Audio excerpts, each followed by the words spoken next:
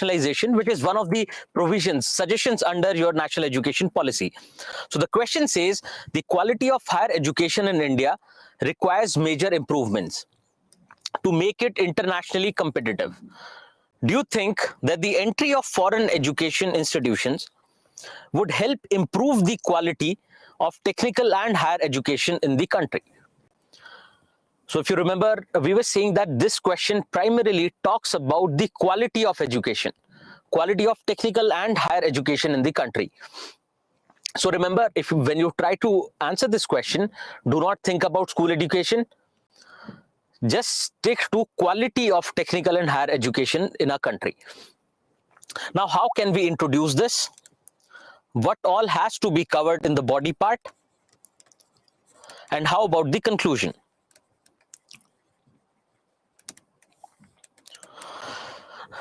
So the statement says the quality of higher education in India requires major improvements to make it internationally competitive. So one way of starting this can be something related to, or any fact related to, the quality of higher education in India that you can talk about. We do not have any institutions when it comes to globally top ranked institutions. Similarly, you can think of a balanced introduction wherein you say that the quality of our education is good, but we have to put in more efforts. We have to make it even better so that it becomes internationally competitive. So there can be a balanced introduction because you do not outrightly have to say that the quality of education in India is not good, right? Because we have a lot of scientists, we have a lot of, highly qualified professionals, which companies from other countries seek. So you can think of a balanced introduction. Now, can you please suggest any other kind of introduction that we can take up? So one is about the quality of higher education, maybe a few problems related to higher education, right? Your national education policy has highlighted a lot of problems. So maybe you can start with those problems as well. So yes, great. Vaishnav is saying we can also think of other ways apart from internationalization to make it good. Great. To make education better. Amazing. Also, okay, Abhishek is suggesting that we can contextualize this question.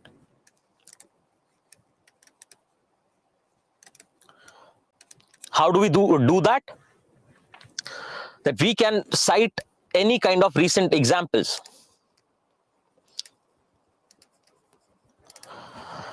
Right, but at that time, actually, it was in the news, yes, but there were no institutions who were actually talking about opening their campuses here. So yes, if you think of this question now, you have examples to contextualize this question. Okay, so these can be 4 kinds of introduction. You can mix and match. It need not necessarily be, say, in a watertight compartment that you talk only about quality of higher education or you talk about just other ways. You can have a balance. And I hope you're trying these suggestions.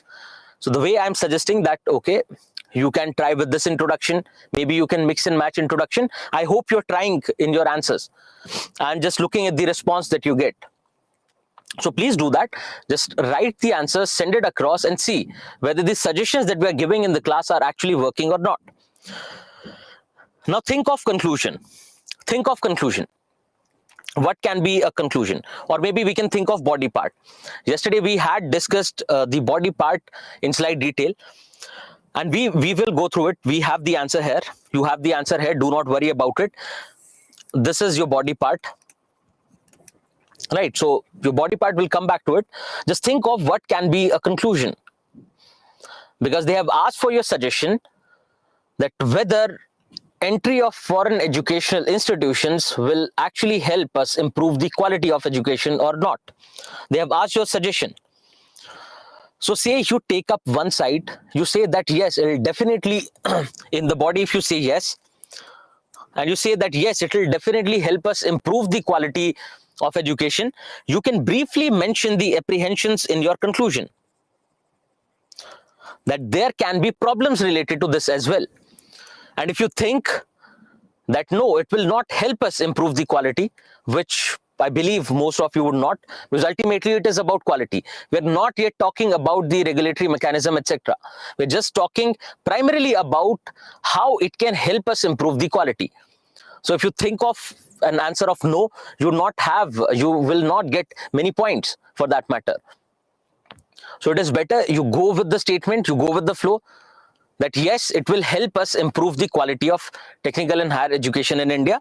Then you, in conclusion, you highlight the apprehensions, plus briefly you can give suggestions to fix the same. So your conclusion is not going to get a lot of weightage, but yes, you can include both these parts. Anything apart from this that you can suggest? Okay, so we can suggest other alternatives as well. So yes, if you do not take up other alternatives to improve the quality of higher education in your introduction, you can take it up in your conclusion part. Okay, so Vaishta is saying that we can suggest how we can facilitate the entry of foreign institutions in India. Yes, definitely you can. No, let's not, Anurag, let's not go towards writing the benefits of higher education, because the question is not centered around that idea. It is primarily talking about how we can improve the quality of higher education.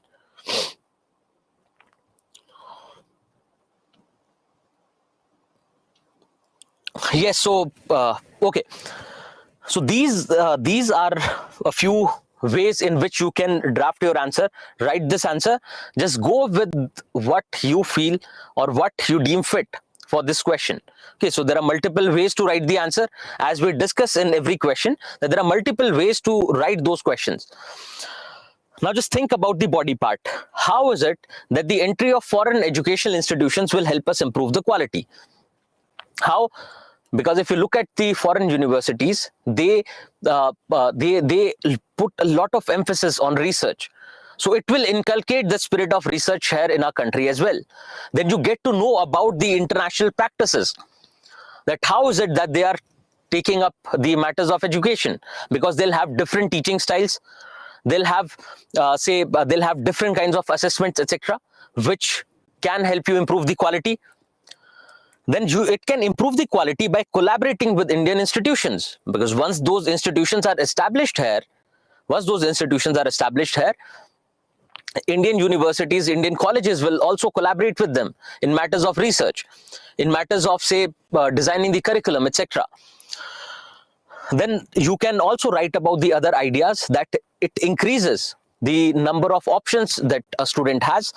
Now the students have those universities available here, because ultimately, rather than going to say a substandard university, they'll have an option of going to a better university. Also, those teachers will come here, right? The teachers who are teaching in these foreign institutions, they'll also come here. But again, it is a question whether they recruit their teachers from here within the country, or they recruit teachers from other countries, or maybe they take in teachers from those institutions. So those teachers will help improve the quality. Also, if you see that those institutions are actually the better ranked ones, they have a good global ranking, so it is very obvious that the quality of teachers, the quality of teaching is going to be good there. So our teachers also would have to become competitive, which will ultimately improve the quality of education here. But then the apprehension is, how do you take care of the regulation part, which is under question, right?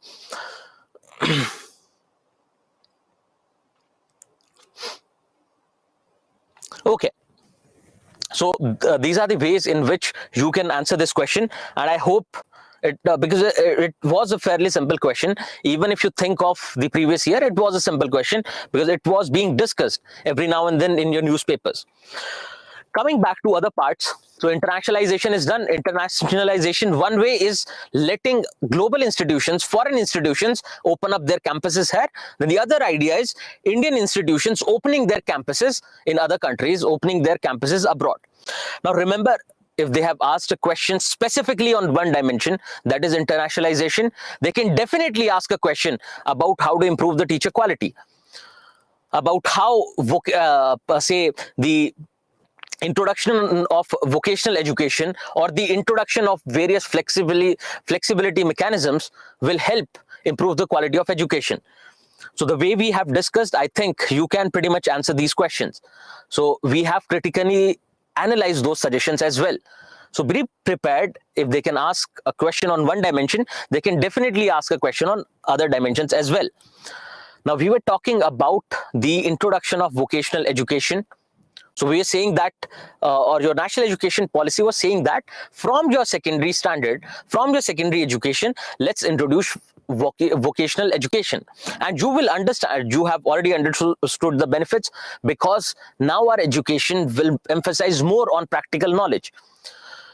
Students will have hands-on experience. They'll learn, because ultimately it is when you work, if you go to a workplace, you'll find it is not only about the learnings you had from your education, but there are a lot of other things that you have to be disciplined. You have to reach your school the way you have to reach your school in time. You have to reach your workplace in time. Then how do you conduct yourself in that work environment? So it will emphasize on the interpersonal skills, etc. Now, what is the problem? That in India, we do not have a lot of people who actually undergo any kind of skill training.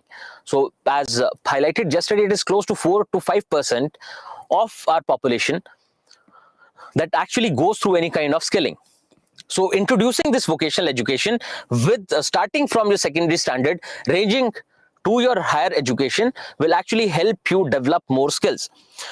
Then they're talking about a national mission for mentoring, wherein they will take help of your retired faculties, retired professionals, to improve the quality. Those professionals can get in touch with your teachers, with your existing education system.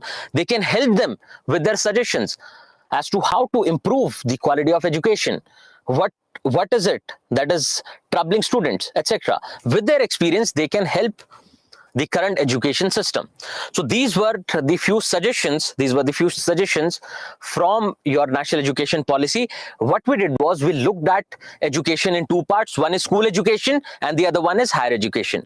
In school education, we highlighted a few issues based on the ASER report, ASER 22 report. Then we highlighted a few issues from your national education policy, and then we looked at all those problems in the light of suggestions from your national education policy. Then we moved on to higher education. We looked at All India Survey for Higher Education, highlighted a few problems from there. Then we highlighted a few problems from your national education policy, and then we looked at the suggestions. How is it we can improve on those aspects? So please be prepared to get a question. So be prepared to get any kind of question from all these dimensions. But yes, whatever is there in your current affairs will become more important, right? So right now, the idea of internationalization of, say, Indian universities opening up their campuses abroad is being discussed. So it can become important. Similarly, once they start implementing various provisions of the policy, they will automatically find place in your newspapers and will help you think about what kind of questions can be asked.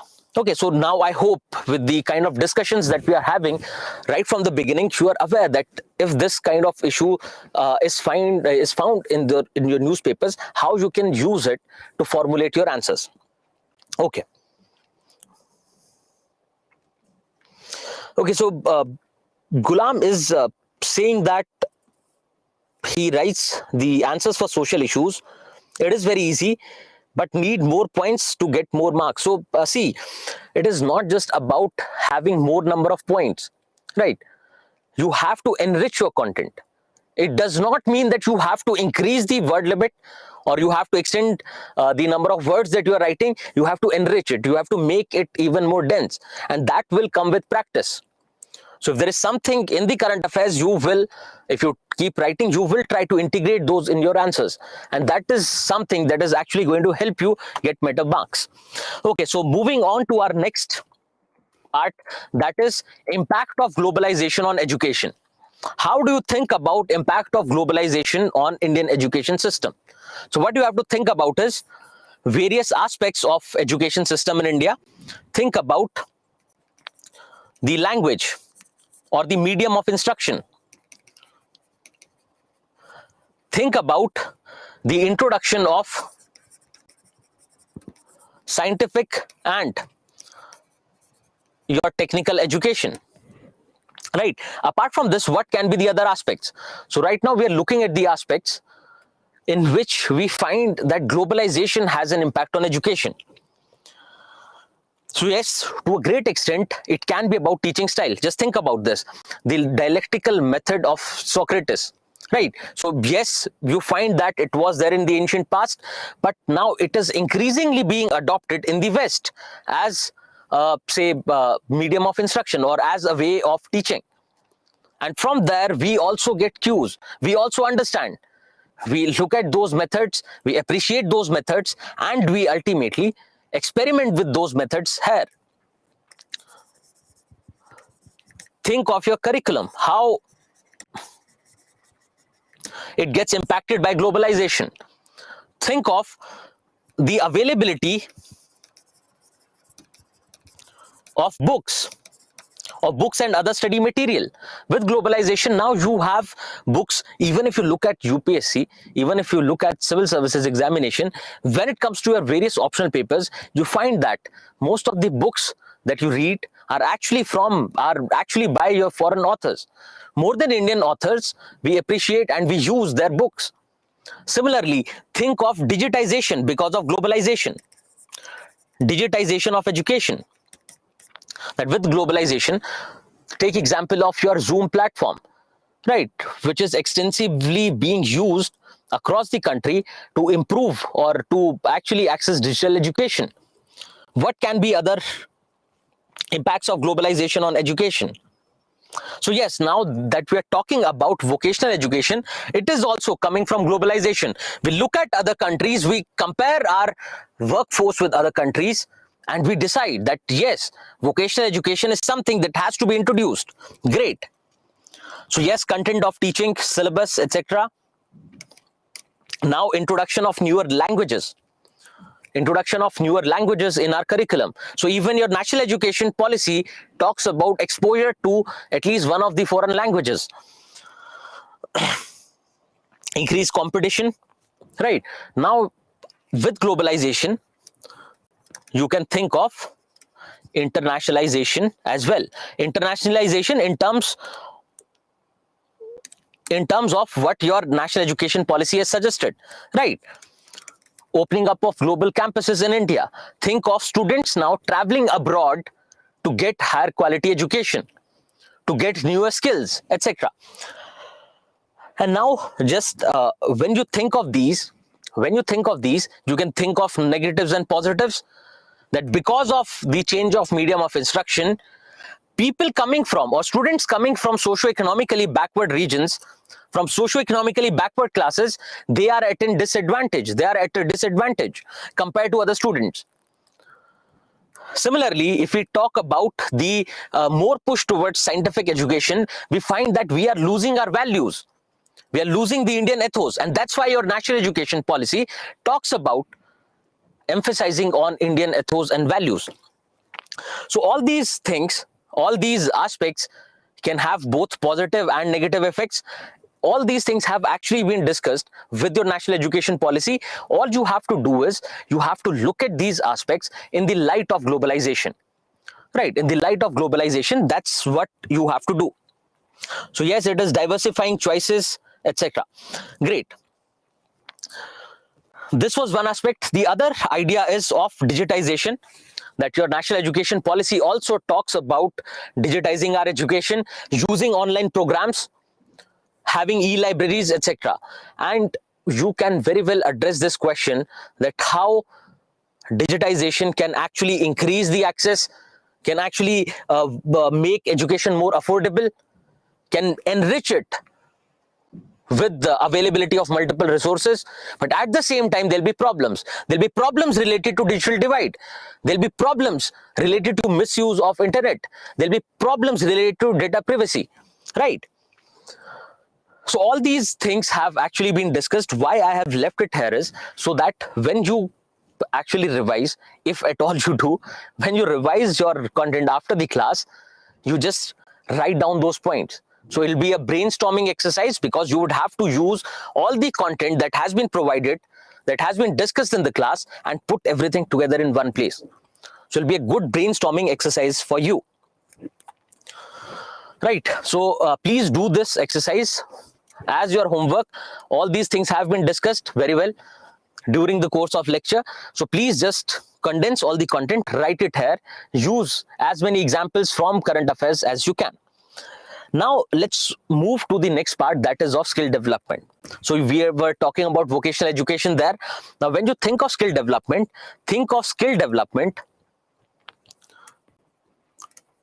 in terms of employability, that if you do not have sufficient skills, you will not be employable. Apart from this, the other dimension is that of your entrepreneurship. That we do not just need people who work for others, who work in companies, who work for the government, but we do need people, we need more and more such people who can actually help us create more employment, who can actually contribute better to the GDP, right? So when you think of skill development, think in both these directions. Now what we'll do is, not intrapreneurship, entrepreneurship, it starts with E. Okay. So when you look at skill development, the first thing that we are going to do is we are going to take points from your skill development policy, right? And we will look at the issues and suggestions together. And when we talk about skill development, it is one aspect of human resources, right? If you look at the syllabus, it talks about education, health, and human resources. So human resources in education, your teachers have been discussed there. Human resources related to health, that is your doctors and other health professionals, have been discussed there. Now this is a general overview of skill development. And when you think of skill development, think of people who work for companies, who work for the government, and also think of people who actually create employment, who become entrepreneurs. So there'll be problems and suggestions on both sides. Now, when it comes to entrepreneurship, you have more content actually coming from your economy lectures. Compared to what we are going to discuss here, you'll have more and more content coming from there.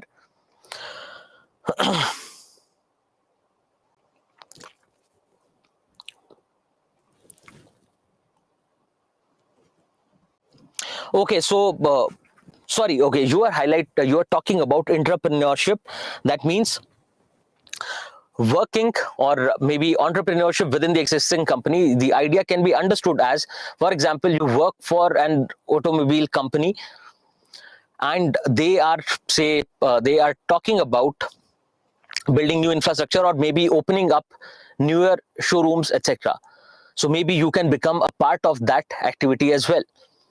Apart from working in that company, you can take up those things as well. So maybe you can become a supplier, you can help them with logistics, etc. Now, what is the significance of skill development? Just remember this idea that when we were talking about Indian population, we were saying that we have more proportion of young people in our population compared to the older ones, right? So our population is primarily young. And we were talking about this young population in terms of youth bulge, that the proportion of young people in our population is more compared to the elderly.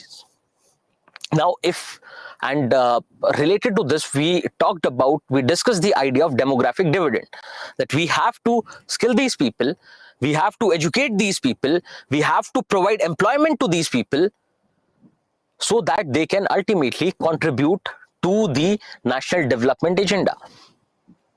So we see that India is primarily a young population. The population is high.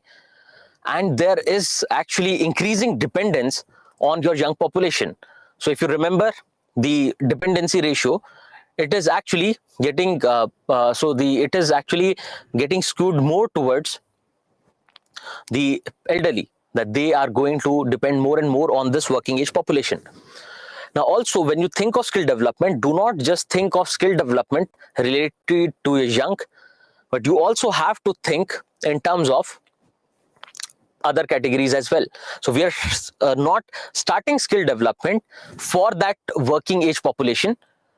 We are trying to skill our children. We are also trying to include more and more of our retired seniors in our system to help us with whatever economic activity that we are taking up. So we have to convert this youth bulge into demographic dividend, and that is why we need to skill these people. Now, what are the issues related to this? What are various issues and what can be the suggestions? Just think about this. The first thing that we will highlight is that we do not have, say, vocational education as part of our education system, so that right from a young age, we start skilling our students. Then you'll talk about the employability aspect. You'll say that yes, a person can get educated, the person can go through the higher education system, but they still do not have enough skills to get employed in the industries, which becomes a problem. Similarly, then you'll think about the contribution of women to your economy, or the working women to your economy, that we do not have a huge proportion of women working, or a huge proportion of working women.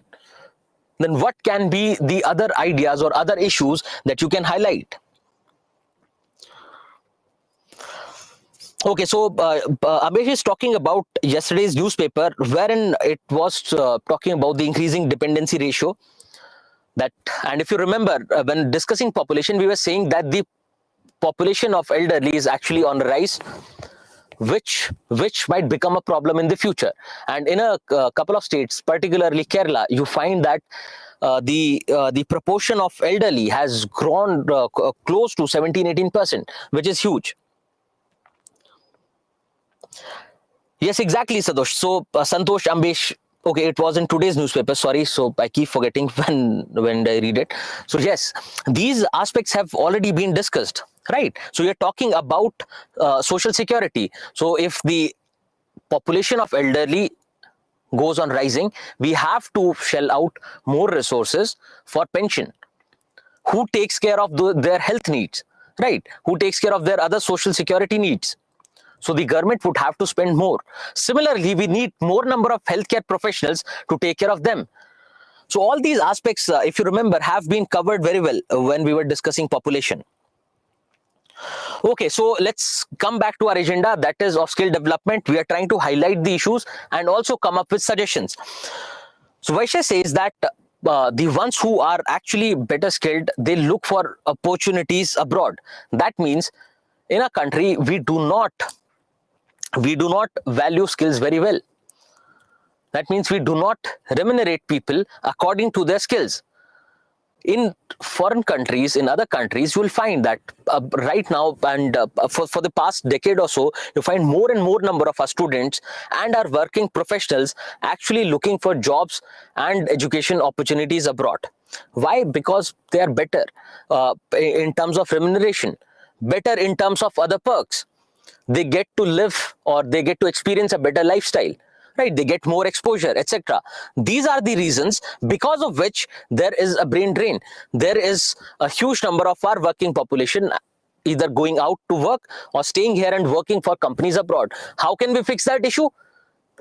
To make the system, make those things better here, right? So make our jobs more remunerative. Think about the working hours. Think about the work-life balance.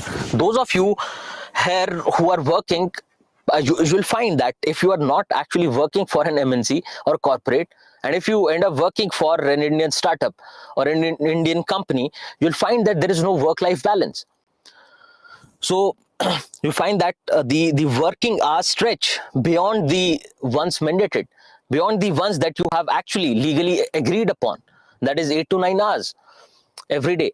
Also, then your week off is not your complete week off. You face a problem because if, say, someone from your office calls up and says that this is an important assignment which you would have to take up, then your weekly off gets compromised, right? So these are a few problems related to, say, work-life balance, related to how remunerative a job can be, related to the approach. So if you look at these MNCs, then you'll find that the idea of cooperative society is actually followed there, but with more level of professionalism. So yes, people are ready to contribute, but they maintain a gap, they maintain a distance. They do not let their work cross the line and move into their personal lives. And also at the same time, there is more, if you look at the floor, there is more or less equity. So everyone is being treated equally. You do not find most of the decisions coming from the top. So essentially it is in most of the MNCs, if you find in smaller processes, I'm not talking about the say bigger business decisions, but you'll find that in most of the MNCs, it is essentially a bottom-up process, that all the stakeholders are gathered either online or on the floor, and they discuss, they deliberate that what has to be the course of action. And if you compare that with what we have here in Indian companies, it is completely different, right? Similarly, there can be other issues. Let's look at all those issues and suggestions one by one. So one idea that we were discussing yesterday was that society has, again, its own way of stratifying things. So we put more value, or we attach more value to a few kinds of work, and then we do not attach any value at all to other kinds of work. So when we are talking about vocational education in our schools, in our secondary schools, if you think of your good private schools, right, primarily in urban areas, do you think most of the parents would agree that, okay, let our children, say, get into pottery or learn something related to carpentry? Do you think it'll be that easy? Because the parents will start protesting that ultimately you have to make them, say, you have to skill them according to the changing needs. You have to skill them according to better kinds of employment opportunity. You have to skill them, or you have to educate them so that they take admissions in Harvard, etc. universities. And they would not agree to that. Why? Because if you look at the basic idea around it, we find that when it comes to any kind of work which actually needs more of physical efforts, we do not appreciate those, right? So if it comes to any kind of job where you have to work manually, where you have to use hands, you find that people do not want to take up. And yesterday I had asked you a similar question, whether a sanitation worker or maybe someone else, or an Instagrammer or an entertainer, because that entertainer can be on social media, that entertainer can be, say, a global entertainer. What kind of work do you attach more value to? And it is entirely up to you. It is ultimately your decision. It is up to you how you think about those aspects, right? So I'm not going to get into the ethical dimension, but yes, that question was primarily based on this. And I actually, because we are running out of time, I could not relate it to vocational education yesterday. So think about this. So even though our policy talks about providing vocational education, but you'll find that because ultimately the mindset is so that people view the status as being inversely proportional to the degree to which one works with one's hands. So there is a possibility that the parents might protest, that the schools might also protest, that we do not want to include this because ultimately it would not be good for our business. So what can be the solution for this? What can be the solution for this? What can be the solution for this problem? Now, I know it would not come that easy, right? Because it will be more theoretical, it will be more philosophical, that we look at any kind of work value neutrally, which is not possible because of our socialization.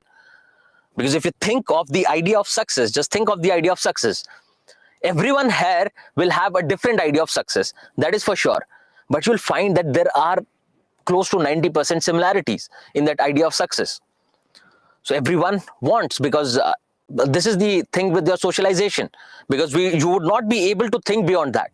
The idea of success can be different for different people, but mostly it is imposed. It has become internalized what society vouches for. So yes, you would not have, say, good suggestion, right, related to this problem. So yes, you're saying that ultimately, even if it comes to farmers, they are not looked upon as someone who actually contribute greatly to our economy, who contribute to our food security. So you're talking about mandating this vocational education. Okay, great. Okay, now remember, yes, so counsel parents well, etc. Now just remember, yesterday we were talking about making children a part of their learning process, right? So that learning process actually starts from your surroundings. If you can at least motivate them to help the school administration to keep their surroundings clean, right? The Japanese model that I was talking about, or you think of, forget about Japanese model, you think of the old ancient Gurukul system, the Gurukul system in our country, right? There were ones who were talking about the traditional education system. So rather than taking up something related to religion, we can think of moral values that were there. So ultimately, if we shift, or the way national education policy puts it across, if we try to include or integrate your Indian ethos, Indian values, the Indian value system, traditional Indian value system, it will actually be better.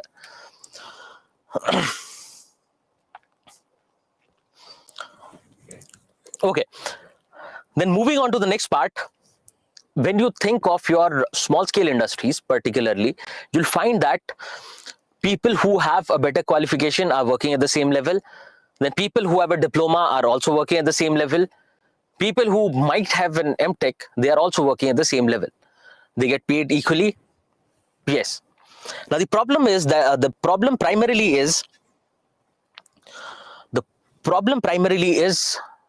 that of the excess availability of your human resources, that we have more number of people who are actually seeking jobs compared to the number of employment opportunities that we have.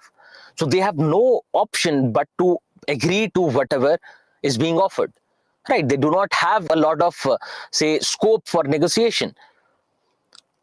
And if you think of this, these industries, particularly these local industries, they do not say think of treating your skilled and unskilled people differently. They treat them equally without thinking about if someone is an engineer, if someone has a better degree, they would know more.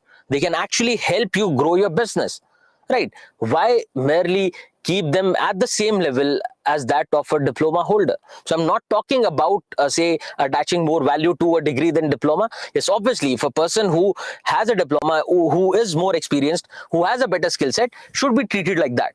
That is not the thing. But the idea is treating your skilled and unskilled labor at par. That is what the problem is. Then moving on, if you look into the various programs of your central government over the years, now it has changed.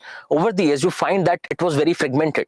So various ministries and departments were having their own skill development programs, and there was no integration. There was no collaboration among those departments. But now with your Ministry of Skill Development, everything has been integrated. But also, you can still question the effectiveness of those programs. You'll find that yes, there are a lot of free programs, vocational courses for all the sections of society. But do they actually help them with the placements? Do they actually track their success? Do they look into factors like whether the industry is retaining those employees or not? And at the very basic level, do they at all think about the employability? Because the skills that they are actually imparting most of them are outdated. The industry does not require all those skills. So yes, you are imparting skills, you are developing skills in those people, but those skills and the demand of the industry have a lot of gap. So ultimately, all those vocational courses, your skill development programs go in vain. What can be the solution to this? What can be the solution to this?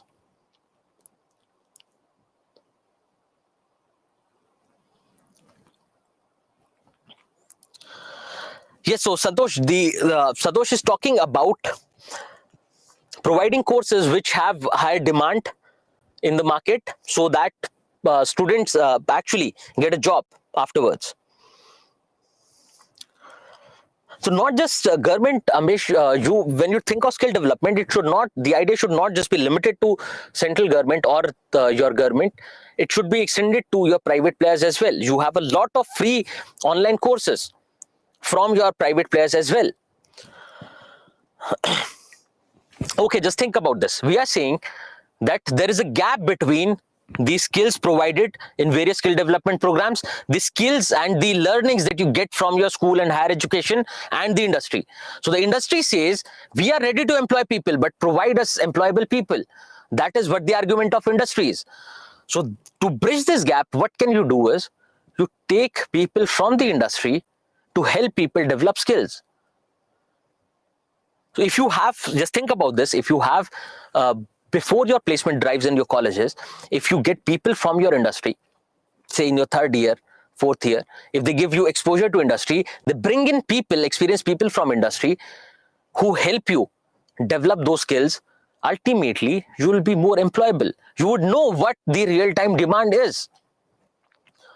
So there has to be a collaboration between the government and industry to make these people more employable. But what is the benefit that the industry will get? The industry will be benefit in the sense that now they have more employable people.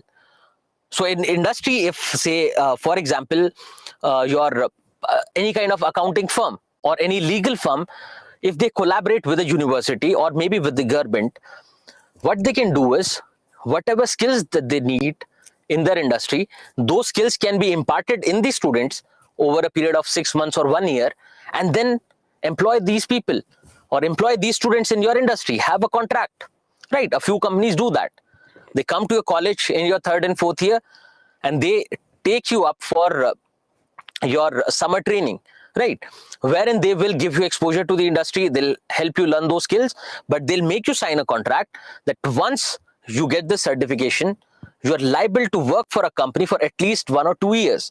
They'll make you sign a bond. So it is the best case scenario. It is a best case scenario. So the students already have this thing in mind that yes, ultimately I have a company that I can work for. I have job security in the future tomorrow. And also the company knows that I already have someone who's skilled. I already have someone who has already been trained, who is going to work for us tomorrow. So yes, you can also think of lopside, that if the student sits for another placement and they get a better company in the future, should they switch or not, right? That can become an ethical question, but just think about the linkages between the industry and your skill development sector. So this addresses two of your problems. One problem is to bridge that gap between the industry and your skills, and also it helps you to have better trainers, right? Because when it comes to skill development, trainers play an important role. Now, if those trainers are actually coming from industry, if those trainers are already experienced, they'll be in a better position to help you get those skills.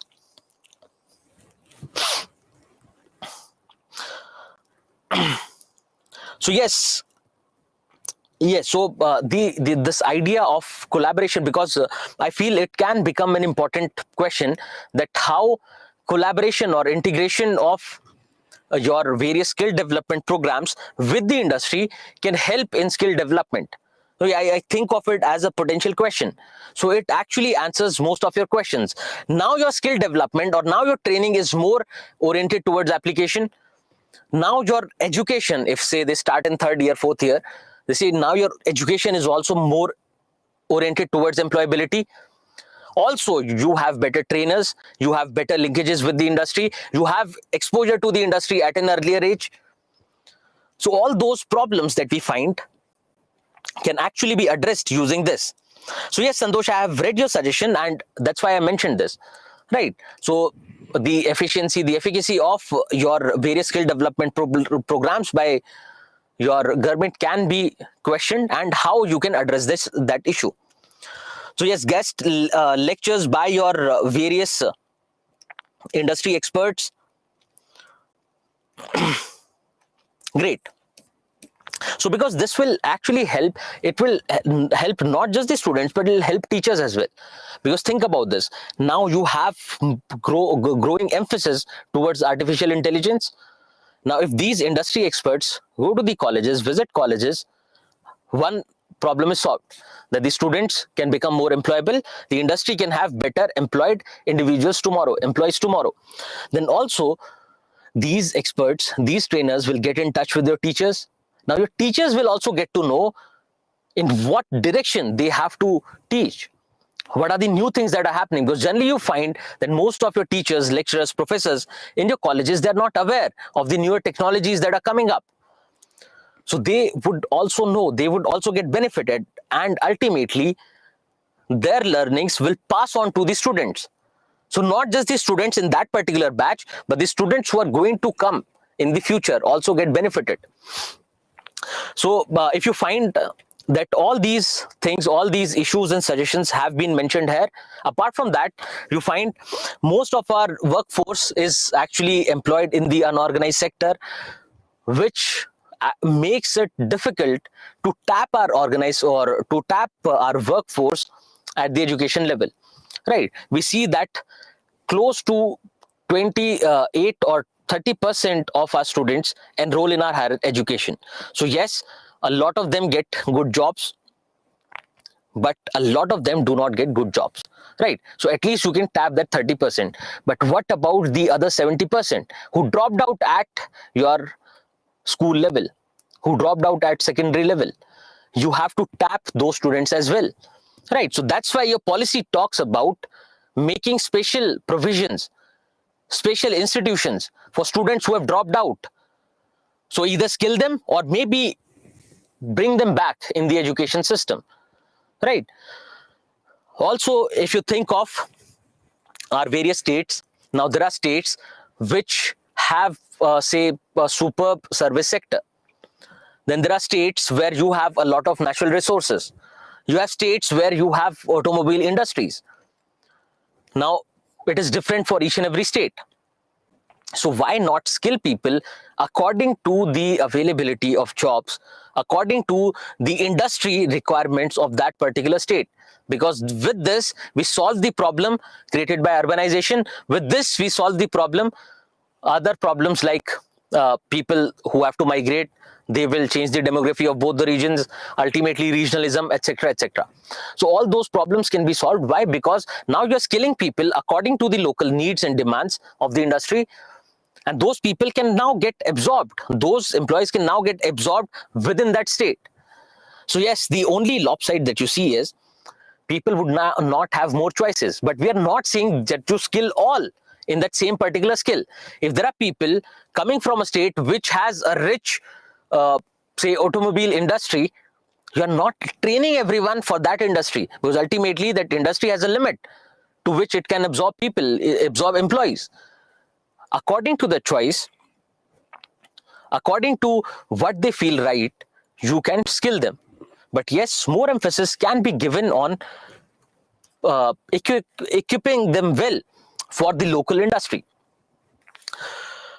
So yes, all these points, if you see, have been discussed. We are seeing that the skill development landscape has been largely devoid of industry and employer linkages, and we saw that how it can actually be better. Then availability of good quality trainers is a major area of concern, as highlighted by Santosh. Then education is not linked to industry skills and demand, etc. All these points have been discussed. Then we were talking about increasing the participation of women in the labor force because their labor force participation rates are low. And now you see that previously all the skill development programs meant for women were more or less enforcing those gender stereotypes, right? If you remember, I think we have discussed this with women. But now they are actually working on various courses, various vocational training programs for women, so that they can work in each and every section or each and every industry. Right? They're skilling them in ICT, they're skilling them in other kinds of jobs. Why? Because one, it leads to women empowerment, and then women being half of our population, one is for their betterment, and the other point is that these women, if skilled, they will help themselves, they'll help their family, they'll also help the economy to grow. They'll also help the industry, because now your industrial force, your forces, your workforce in your service sector, etc., will be more diverse. Then also think of the problems related to entrepreneurship. Think of the problems related to entrepreneurship. One is we do not have skill development programs for entrepreneurs. Now you see that the government is working in that direction, right? You have incubation centers, etc. They are integrating various programs with your college education. So your education system has to work in that way as well. Why wait for government? Why always wait for the government? So think of the idea of multidisciplinary universities, right in the direction.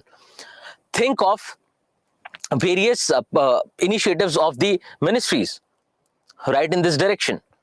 But ultimately, there are various hurdles.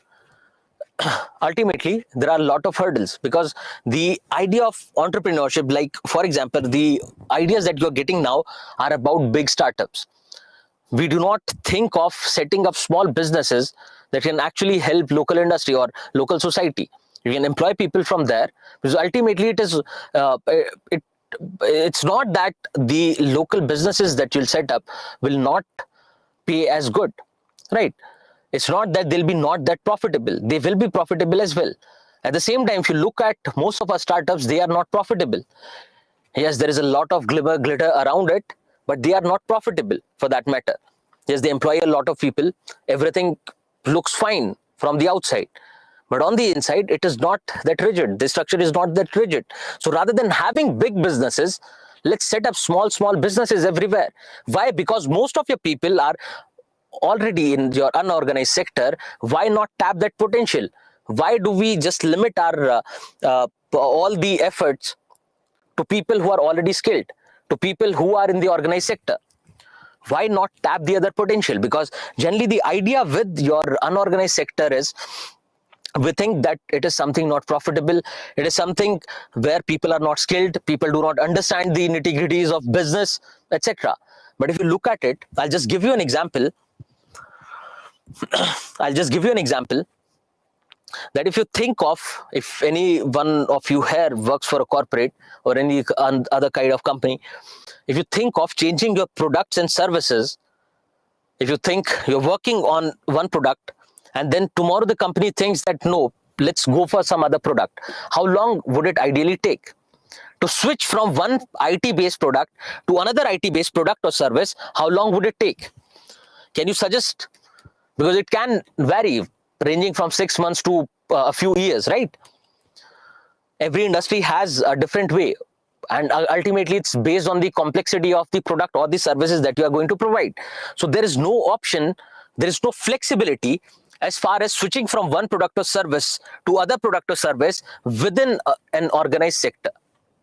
Do not find a lot of flexibility. But if you look at the unorganized sector, think of people who were right now selling Indian flags on 15th August. Around Diwali, they'll be selling your crackers, diyas, etc.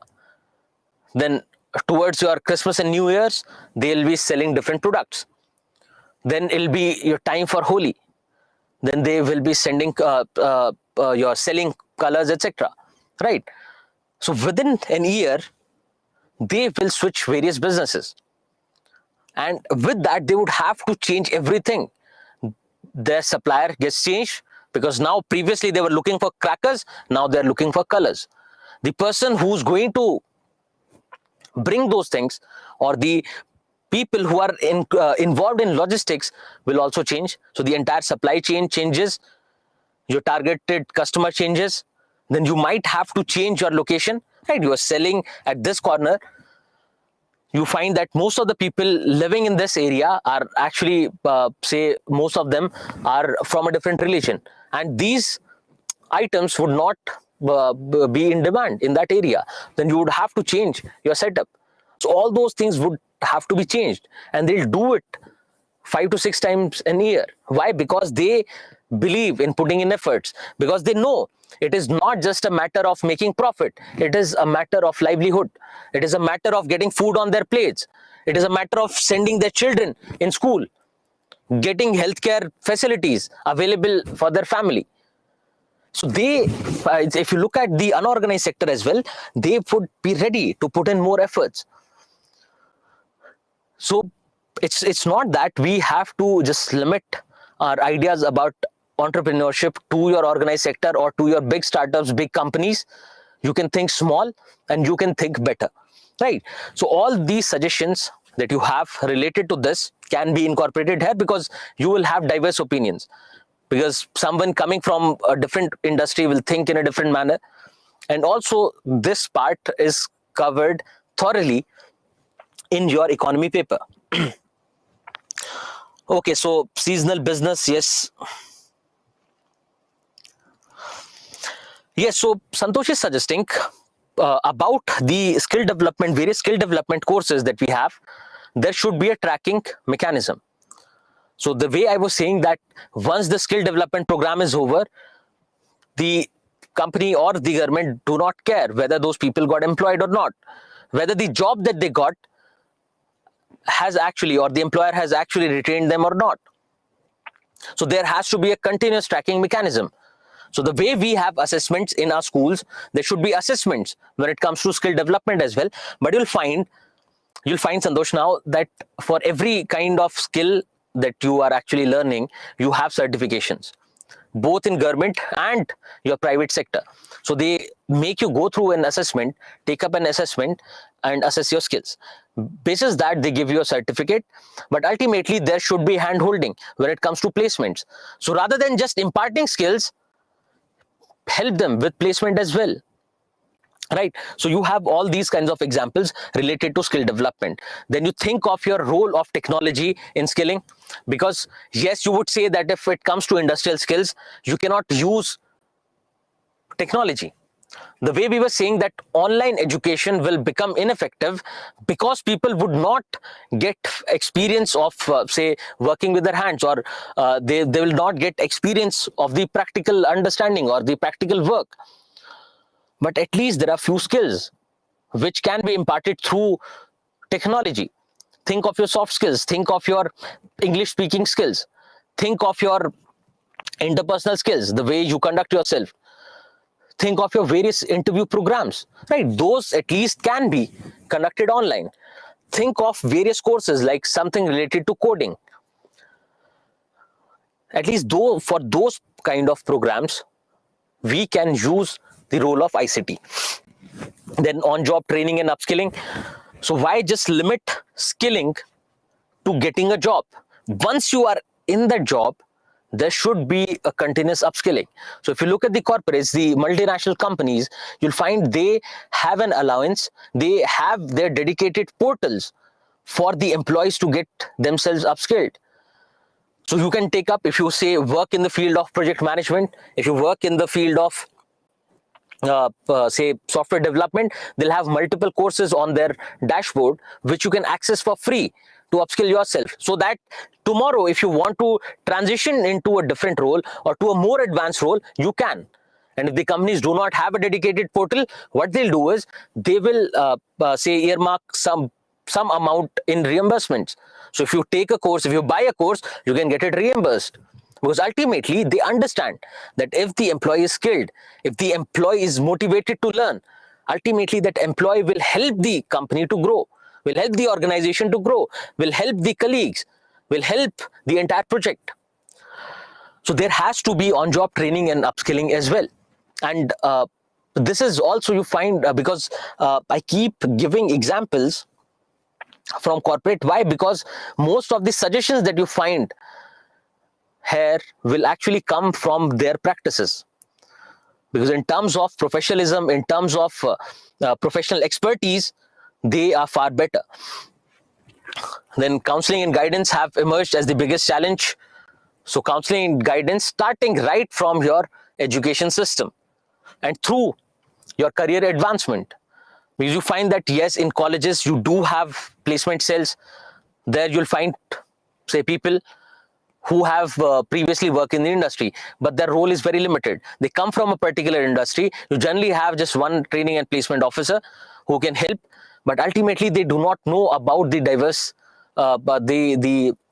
roles that you can take up. They do not know about your expertise. So there should be more people, more engagement on that level. Then there should be dedicated portals, helplines, mentorship programs when it comes to career advancement at a later stage as well, so that people know, so that people can make an informed choice when it comes to skill development. Now, these were all the ideas about skill development. What are the problems? What can be the suggestions? Any new suggestions can be mentioned here. They are very well welcomed, because you do find many suggestions, newer things coming up on a regular basis in your newspapers. So if you find something interesting, if you find something new, you can keep adding it here. Now just look at this question. Please go through this question.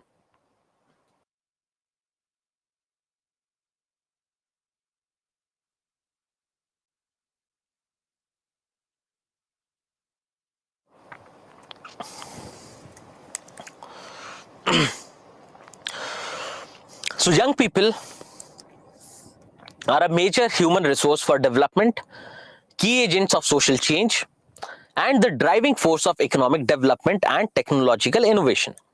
In this context, discuss the challenges that India is facing in utilizing the youth bulge. Now, it is a fairly simple question, but you have to make it multidimensional. Just remember, when they are talking in the first statement, in the first part of the statement, they're talking about young people, how they are a major human resource for development. So you have to think of young people and development, then how they can be key agents of social change. And then you also have to think about how they can contribute to economic development and technological innovation. So your introduction can be simple.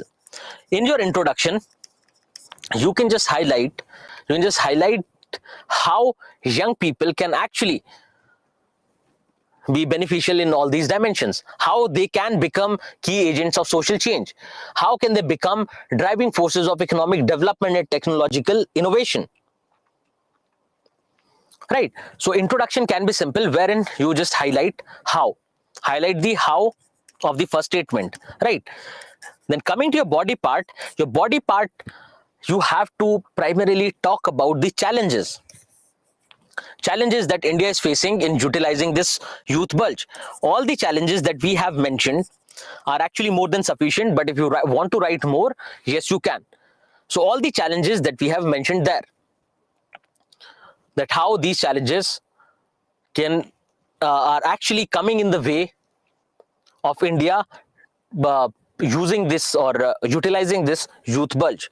Then in your conclusion part, you can just quickly talk about a few suggestions to fix this issue.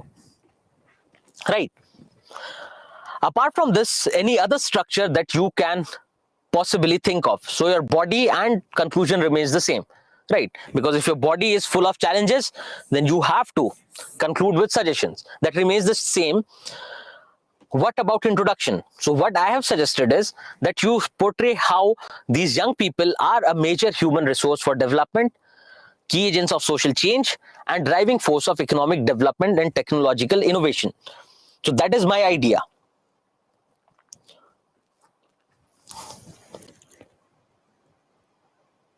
Okay, other ideas, please.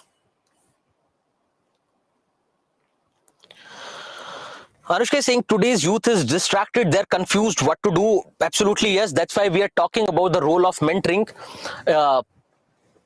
throughout your career, right? The role of mentoring, taking views of the experts. Okay, what else?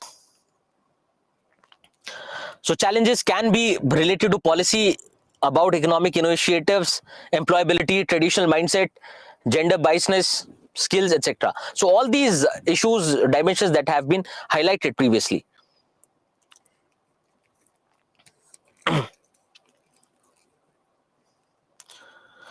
Role of youth in various fields. No, it's better we stick to this. So either we think of youth and how they can lead to development, or maybe something else. Maybe something else. Let's not talk about role of youth in various fields. So Santosh, yes, suggestions can be anything coming from your current affairs. These suggestions can be something that we have already discussed. So yes, one idea is great. Okay, so I missed who mentioned that. One idea is thinking of how this youth bulge can be converted into demographic dividend. That's what primarily the first statement is, but the first statement limits your answer to, or your perspective to, a few dimensions, but you can give an overall idea that what are the challenges related to this youth bulge, that these are not skilled, and if we skill them, we can ultimately reap demographic dividend. So yes, any positive way in which youth bulge can be utilized, that is the same idea, Vaishnav.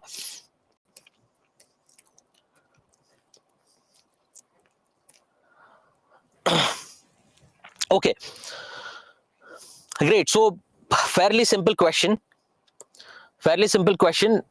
Let's limit it to your young population, to youth bulge, and to your demographic dividend. Then in body part you highlight the challenges, and in conclusion you come up with suggestions to these problems, right?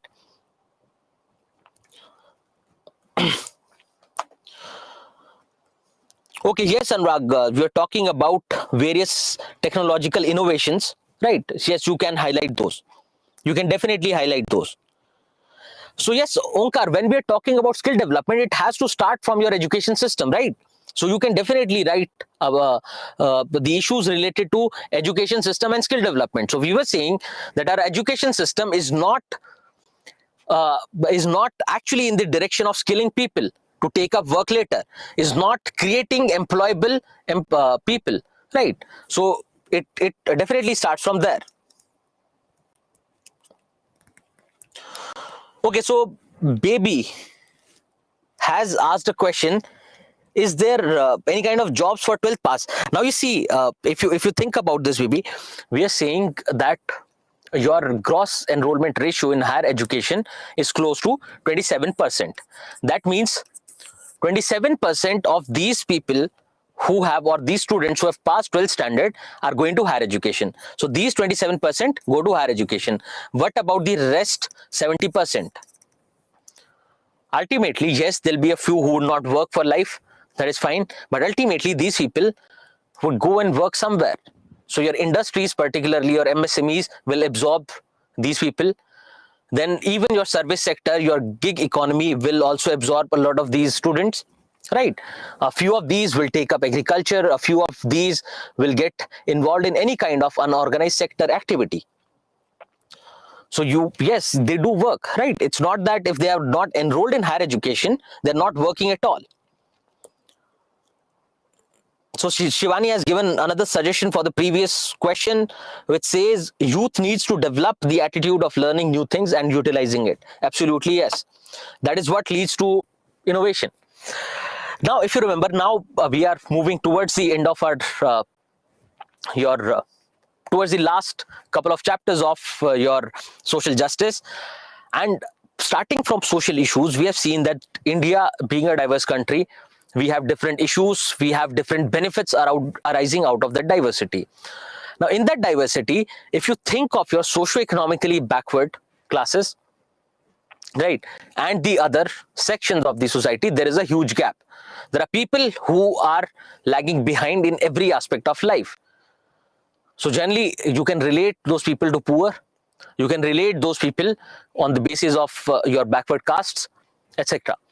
So yes, there are certain sections in our society who are lagging behind, be it women, be it your transgenders, be it your SCs, STs, be it your economically weaker sections, right? So all these people are lagging behind.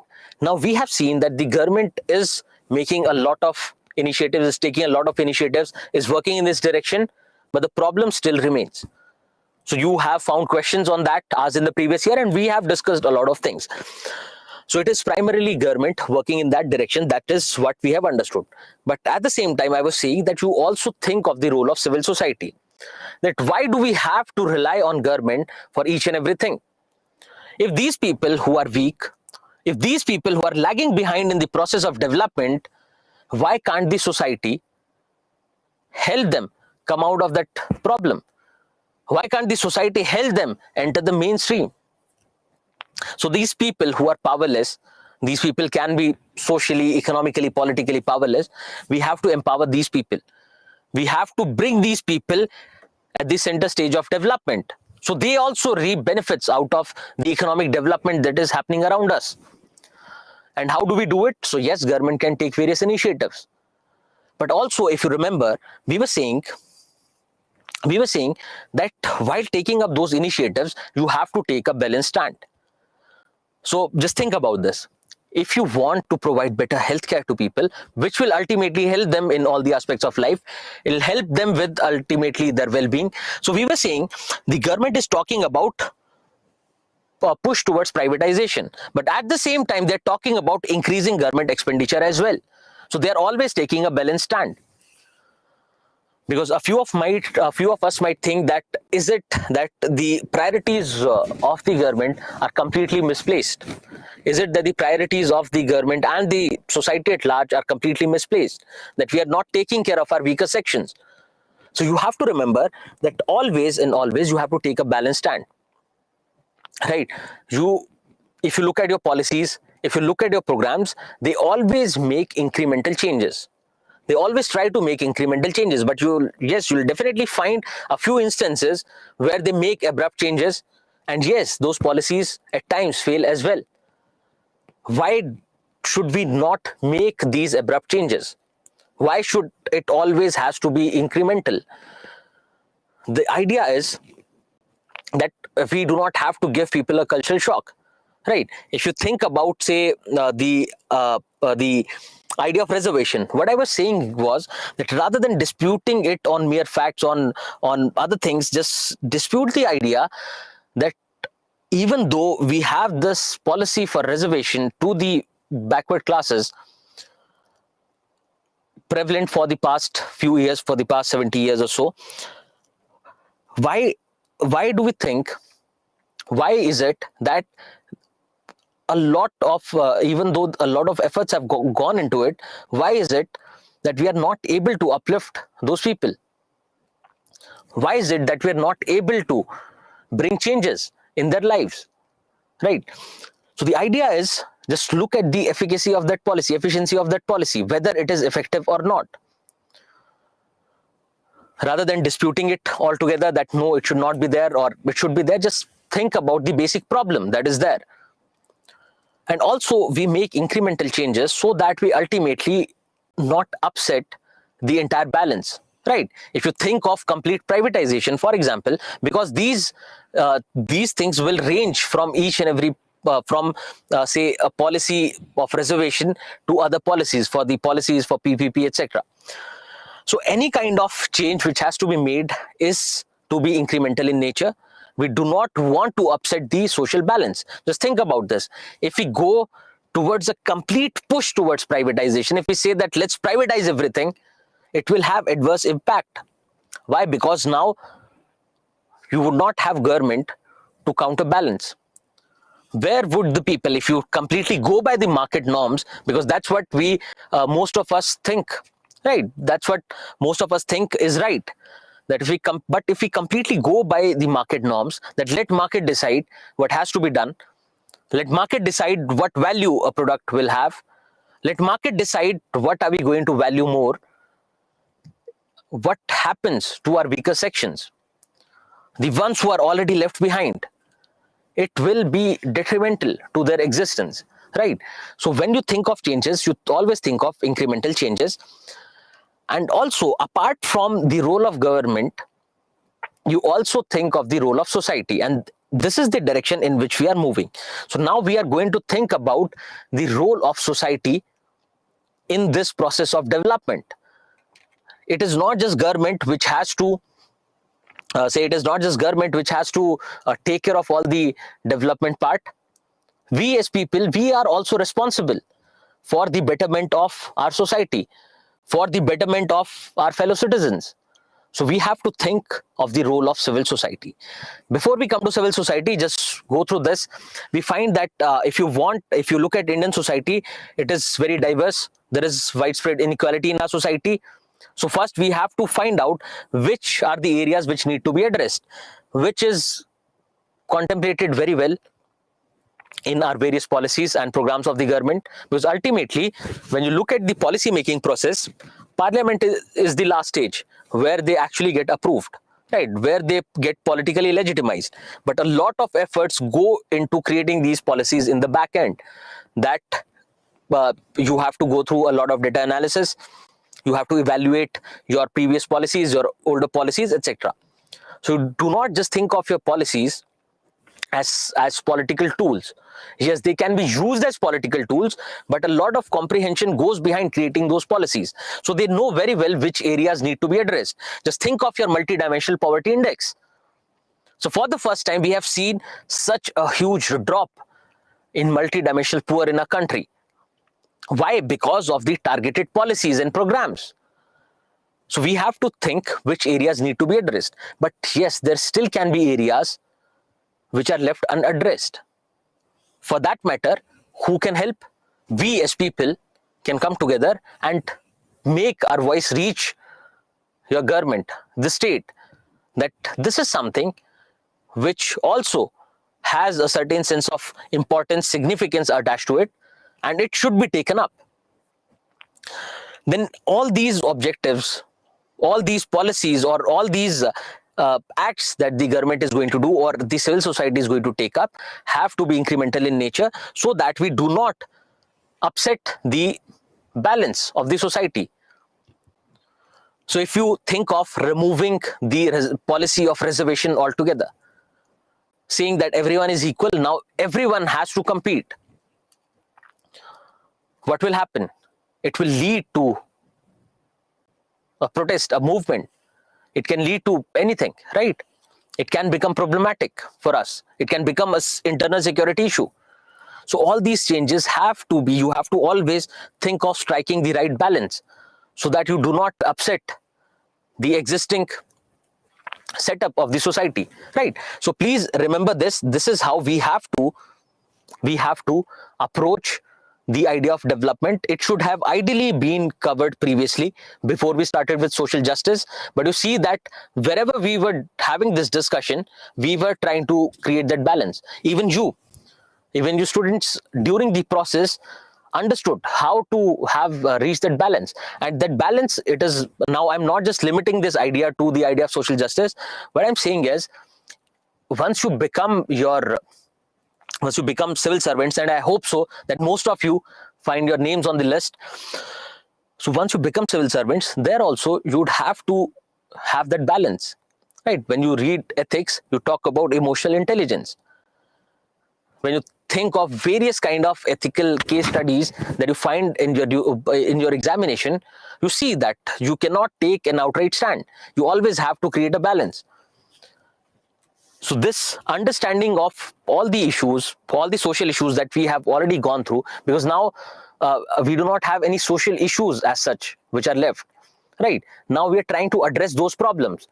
We are trying to address those problems through the intervention of the government. Now we are trying to address those problems through the intervention of civil society. So the way we were talking about the problem of, say, urbanization, we were looking at various suggestions, and now with increased emphasis towards government policies, you find that you have more points to write there.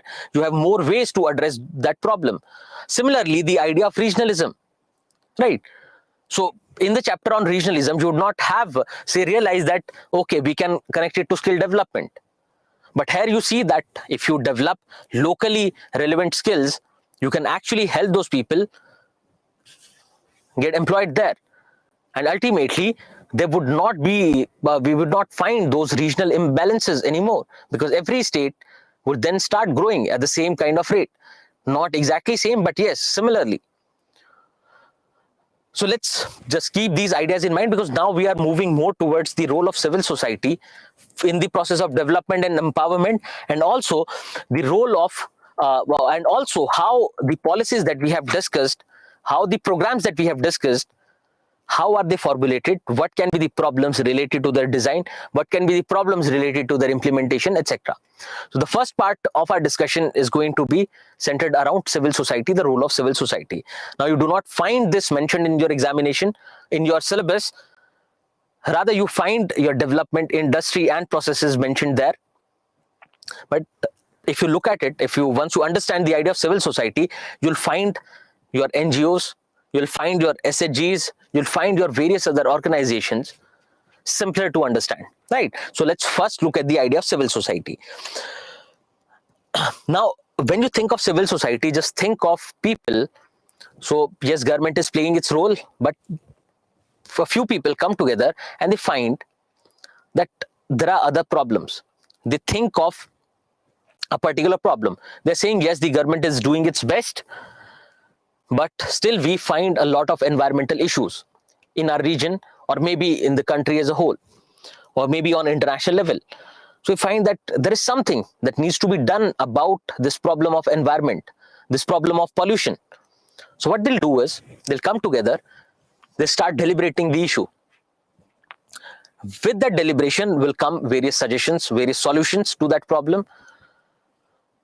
So they might think that it is because people are not aware that they leave the electricity on, or they leave their switches, their lights, their fans on when they leave their rooms or when they leave their workplace. So why not make people more aware, so that the burden on resources goes down, and ultimately the levels of pollution and the carbon footprint goes down. So they come together voluntary. They have already thought of an objective which they have to achieve. They know that they have to work in the direction of curbing environmental pollution. They have to decrease the burden on resources. For that, they will think of various ways and they'll start working on those. But ultimately, the idea is that they are working on these issues voluntarily. They're working on these issues for the matter of public service. They want to serve the people. They do not want to derive any kind of profit out of it. That is what the idea of civil society is. We will look into the various features of civil society. Just think of various examples. Think of your various social movements. Just think of your farmer movement that we saw in the past 2 years. So you'll find that government came out with 3 farm bills, and the farmer community, with the help of other experts, they contemplated those farm bills and they thought that no, this is something that will work to our detriment. This is something which is actually not going to help us double our income. This is something that will actually make us lose our lands. So they came together. They had the objective in mind that, okay, we have to pressurize the government, or we have to connect with the government to either take these farm bills back, or to make these amendments. So they came together voluntarily. The idea was to either help this section of the people, so it can be limited to that particular section, or it can be for larger public service, right? So they came together voluntarily on their own accord. They're not forced by anyone. They were not coerced by anyone. They are not thinking of any kind of profit attached to this movement. They just want to get their issues addressed by the government. Why? Because the government did not consult the stakeholders. So they come together, they try to pressurize the government, and they get the work done, and the movement is called off. What is this? Example of a civil society. Similarly, think of the NGO of Pratham, right? We have already looked into the education sector, and there we talked about ACER report for school education. What is that? A group of people who have came together voluntarily, who want to improve the quality of education for children, who want to improve the access of children to education, who want to highlight these issues so that government can address those issues. So they come together, they form an organization, they form this NGO, non-governmental organization, and they start working in that direction. The objective is to make the quality of education better, to help government implement right to education better. And they start working on it. Is the motive any kind of profit? No. It is only public service. It is only helping students or helping children with their education. So the purpose or the demand is not, or the motive is not, say, selfish. Rather, it is altruistic. It is meant to help others rather than being a personal selfish motive. So if you think of various kinds of examples, yes, you're right in that sense that you're talking about Chipko movement. So any kind of socio-political movement can be considered a civil society. Your wrestler movement, absolutely yes. Think of your NGOs, think of your self-help groups, think of your cooperative societies, think of your various philanthropic organizations. What are these? Examples of civil society. Now another question. Okay, yes. So, yes, the way the ideas that you are suggesting is right. Yes. So, yes, Santosh will come to the problems related to NGOs and governments, etc. Now, just think about this. What can be the various features of civil society? Let's come to that. Then you start thinking of the role of civil societies. What kind of roles the civil society can play? So first idea is that the civil society is voluntary, that people are coming out of their own free will, of their own choice, without any kind of compulsion. They have not been coerced to gather. They have not been coerced to come together and form organization or join hands with other people. They are doing this voluntarily. Now these are people with similar interests. Why? Because these people with similar interests will actually have a similar objective.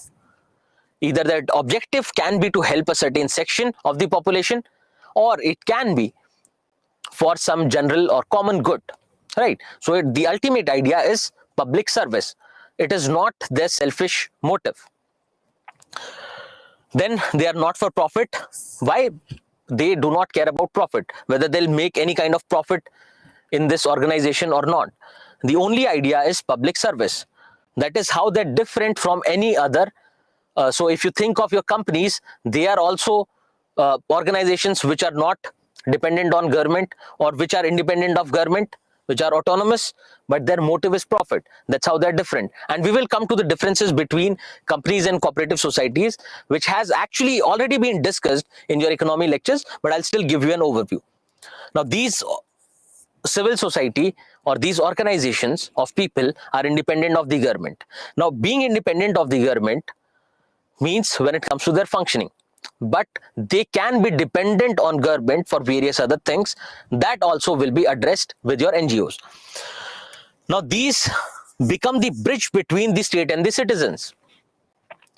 So if the state, they can be working with the best motive for public service, but they can still miss upon various aspects.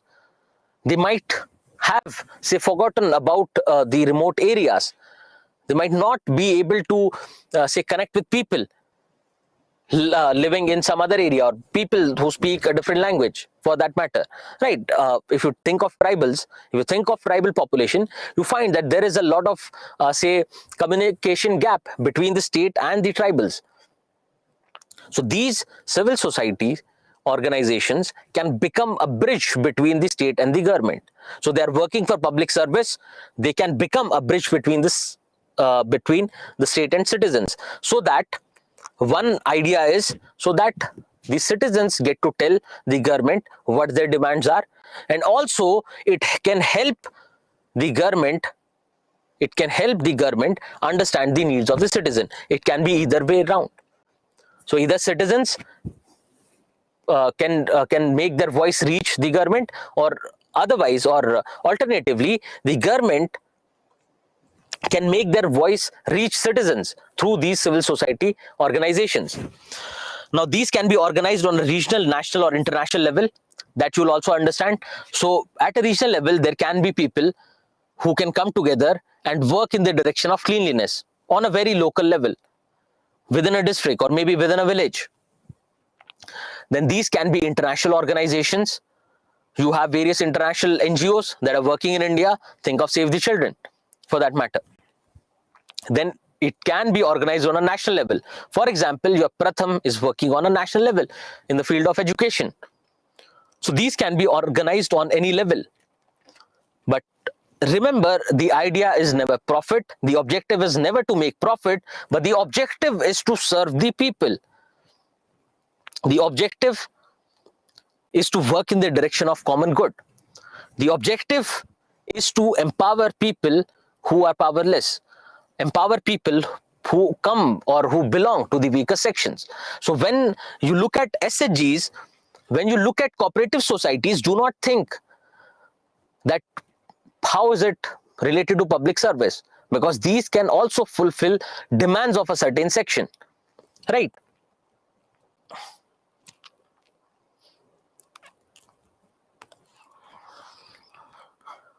Okay, Santosh, will come to your ideas. Do not worry, we'll come to your ideas. Now, why do we need this civil society? So it basically comes from the significance itself. We see that in India, we have a representative kind of democracy. Means what?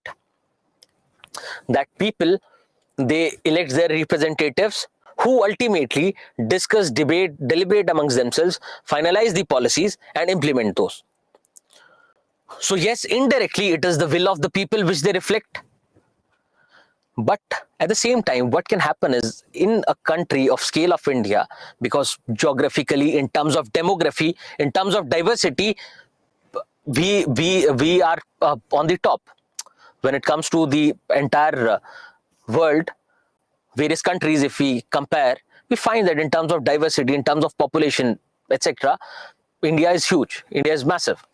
So it can happen so that these representatives either deliberately or maybe they're not aware of the issues of certain sections of the society. So rather than keeping it as a representative democracy, civil society organization will help mobilize these people, will help mobilize the citizens so that they also become a part of this democratic setup. They also come up with their suggestions. They also come up with their demands. They also come up with their will, their intent to hold the government responsible. So the responsibility of your cabinet would not be just limited to parliament. They'll be responsible directly to people. How? Because they are going to convert into participative democracy. Now people are also coming up. Your farmers, your wrestlers will also come up with their demands.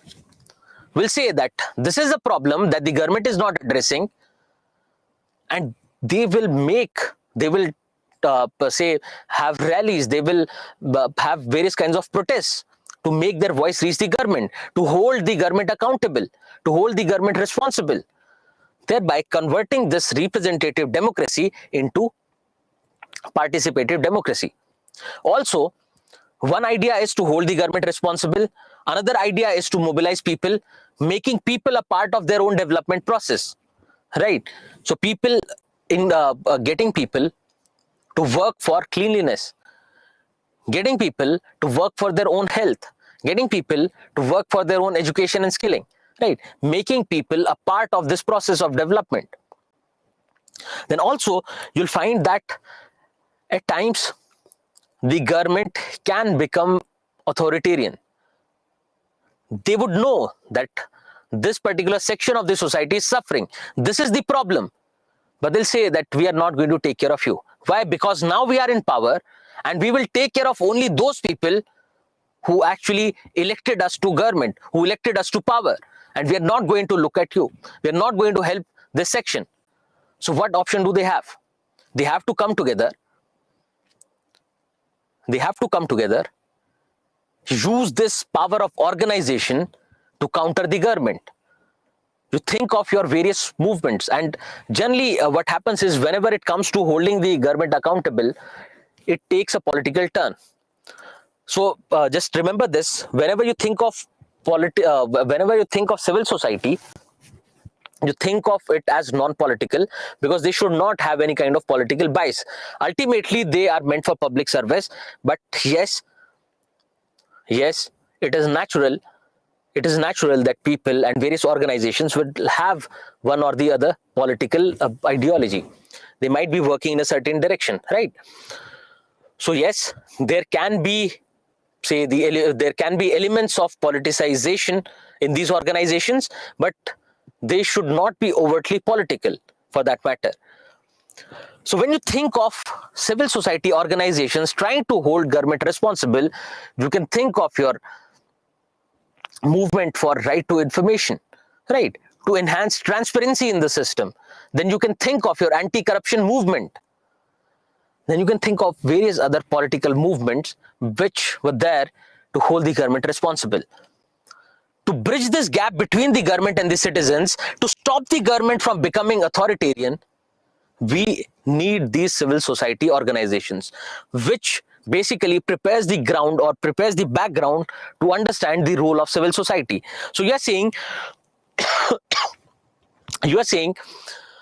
that your civil society is helping people get their rights. Your civil society is helping spread awareness among people. Your civil society is helping convert this representative democracy into participative democracy. This civil society is helping our government become more responsible, become more transparent. This civil society is helping weaker sections assert their demands. This civil society is helping these weaker sections or various sections of people to empower themselves. And this basically is the role of civil society. Now, various organizations, various forms of civil society will have different roles. Let's just go through them one by one, and we will just go through them briefly, because you have understood all these roles. And what I've done is I've mentioned the examples for pretty much every role of civil society that is mentioned here. So their role of policy advocacy. So helping children with their rights, the right to education, or helping a certain section enforce their rights, assert their rights. Similarly, they can help people or people coming from a certain section from others or from the government infringing their rights. So think of various movements of tribals. Think of various tribal movements. Wherever the government becomes more authoritarian, for that matter, these civil society organizations will take up the role of protection. They will try to protect, they'll try to shield these weaker sections from the tyranny of the state or the tyranny of the society at large. Then they can help mobilize citizens and resources, right? So making citizens come together, work in the direction of cleanliness, making citizens come together, work in the direction of environment, work in the direction of women empowerment. They can also help them mobilize resources, because ultimately these people who are working voluntarily, these people who include you and me, where do the resources come from? We are the ones who will pool resources. We think that yes, it is time for winters, right? It is about winters, and there are a lot of our elderly out on the roads. There are a lot of homeless out on the roads. Let's pool some resources out of our own pocket and let's distribute something. Let's distribute a blanket so that they can get rid of cold, so that they do not become, say, vulnerable, or they do not fall sick. So what are we doing? We are basically mobilizing resources, pooling our resources to help them. Now, these roles are also going to become a problem. Now, the civil society becomes an active partner in development. Just think of the Acer report. Now, don't you think the Acer report would have contributed a lot to our national education policy? Not the Acer report 22, but the Acer report that has been coming out pretty much every year. Yes, it does. Similarly, there are other NGOs. Remember your Global Hunger Report, Global Hunger Index. These are also brought about by your non-governmental organizations.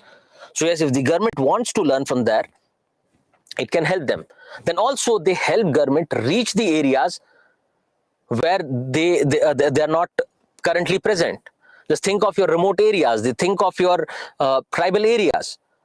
There it is ultimately with the help of civil society that the government is able to reach those people. Then they can help in promotion of transparency and accountability. Think of your RTI Act, the movements that were there. Then they can become service providers. So they can either help government in providing services, or they can themselves provide services to people who are actually untouched by development. They can take up the role of educating and making people aware. But now with all this you find there are various issues, various challenges. Now we are saying that these people are coming voluntarily. They are pooling their own resources, right? They do not have resources, they do not have money. So for money, either they have to say stick to their own pockets if they have the resources, else they have to look up to someone else to help them with the financing part of it, right? For everything you need money, but they would not have adequate financial resources. At times they will seek government's help. But if you think about this, if they take government's help, what happens to their autonomy? If they take the help of, or if they take these finances from an international organization, what happens to their autonomy? Don't you think the government or these international organizations tomorrow would say that if you do not work according to our will, we are going to stop your funding? If these civil society organizations tomorrow try to pressurize government, don't you think the government would say, please do not, else we'll stop your funding, and everything will fall apart?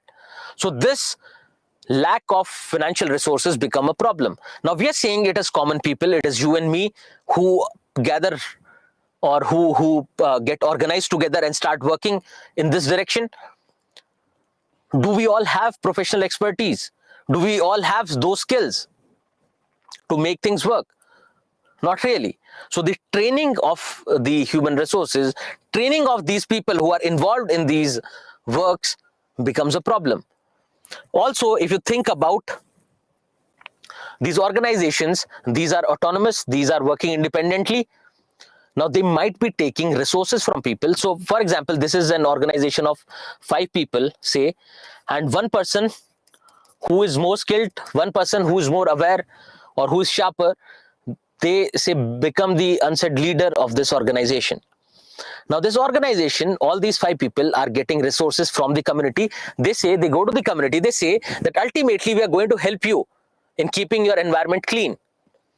Why don't you give us, provide us with resources so that we can help you do that, right? It is ultimately for your own benefit. And the community, they start pushing in resources.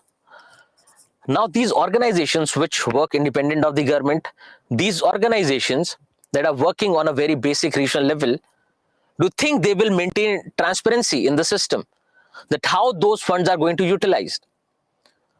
So one, they do not have adequate financial resources. Second is, once they get these resources, they do not work transparently.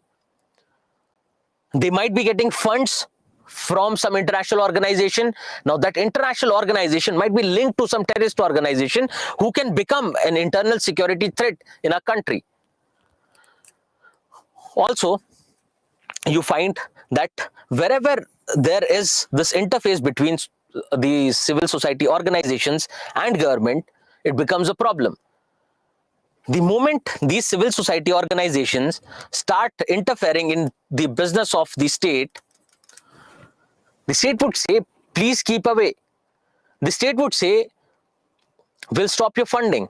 The state would say, the funding you are getting from the foreign organizations will be stopped. We will ban you. So whenever there is this interface between these, as long as these civil society organizations are helping the government, it is fine. But once they start getting in the way of government, once they start getting in the, start pressurizing government for something, it becomes a problem. Just think of how many farmers would have lost their lives during the farmer protest. Now it was not merely out of cold. Think of what happens during these political movements, the steps that the governments take. Just think of the NGOs and the civil society organizations who try to pressurize the government. So whenever there is going to be an interface between the state and the civil society, as long as it is in the favor of government, it is fine. But once they start challenging the government, once they start questioning the government, they would have to backstab. So yes, there can be issues related to their autonomy. There can be issues related to transparency and accountability in their functioning.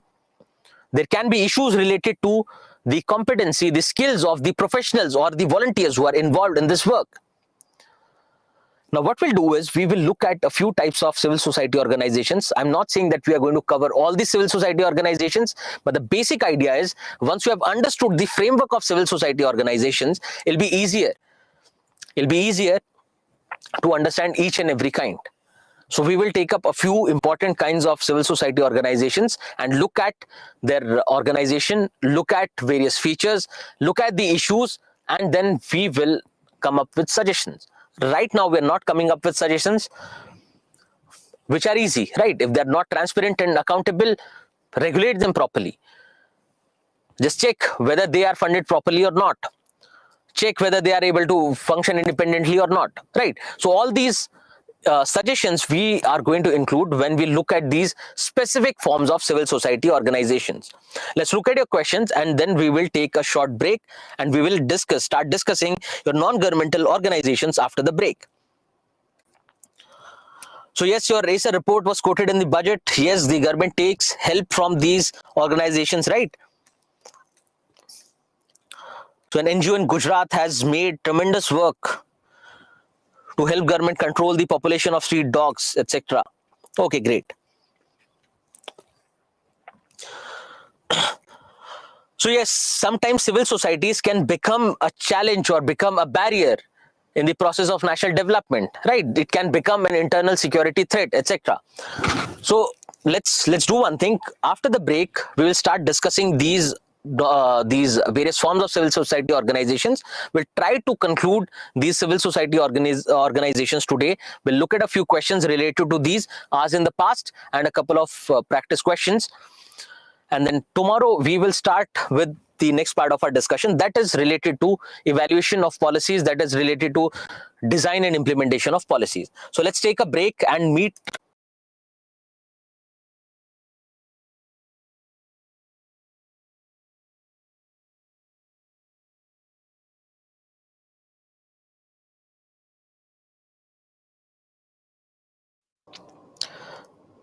With our discussion on first type of our civil society organizations, which are NGOs, non-governmental organizations. Now, you find various examples of NGOs in our country.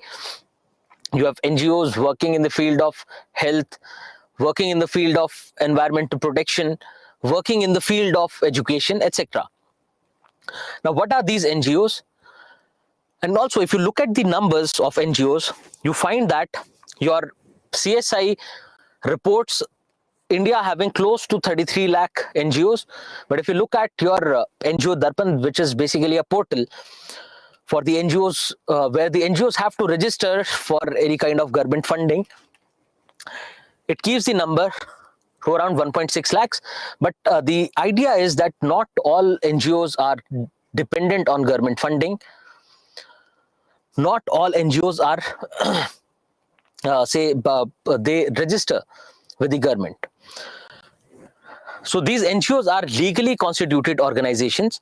That means primarily when we think of the idea of NGOs, they are registered with the government under 3 acts. These 3 acts are Societies Registration Act, trusts, and they can also register as charitable companies under your Companies Act.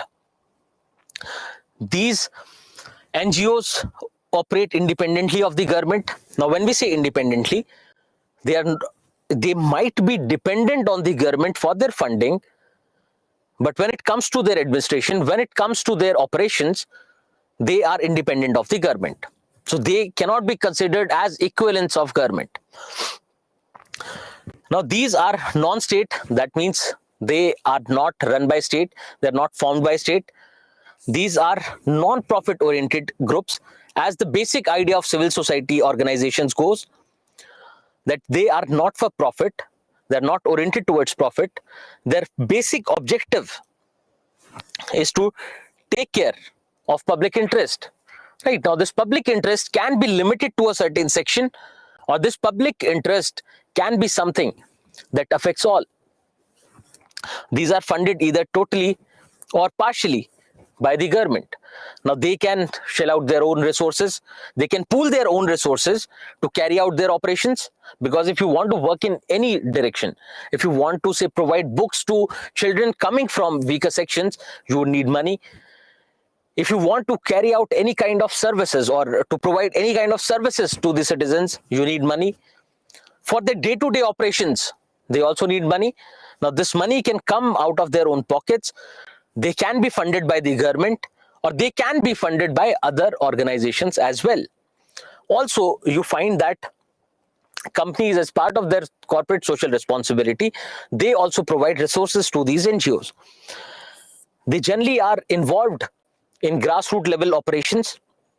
Now, the idea is that most of the volunteers who become part of these NGOs are actually the ones who are working on ground. They'll be from various places. Just think of any kind of NGO. Think of NGOs working in the direction of education. Think of Pratham for that matter. So they have various study centers. They have various centers in your in the areas where most of the weaker sections reside. For example, your slum areas, they have a lot of centers in rural areas. Now, those people who are actually part of it, they will come from that area. They will come from that region. They are working on the grassroots level. So they are not, primarily making any policy level changes. Yes, they can influence the policy, but ultimately they are the ones who work on ground. These are what called NGOs. But also think about the organization of people which might not be registered with the government. So you students might be, say, for example, college students can come together, form an organization, come together voluntarily and start working in the field of protecting rights of children, protecting rights of students. They can also be called NGOs, but not, say, the technical definition. They would not fall under the technical definition of NGOs because they are not registered, but they also work as non-governmental organizations. Now, you can find various types of NGOs. You have international NGOs.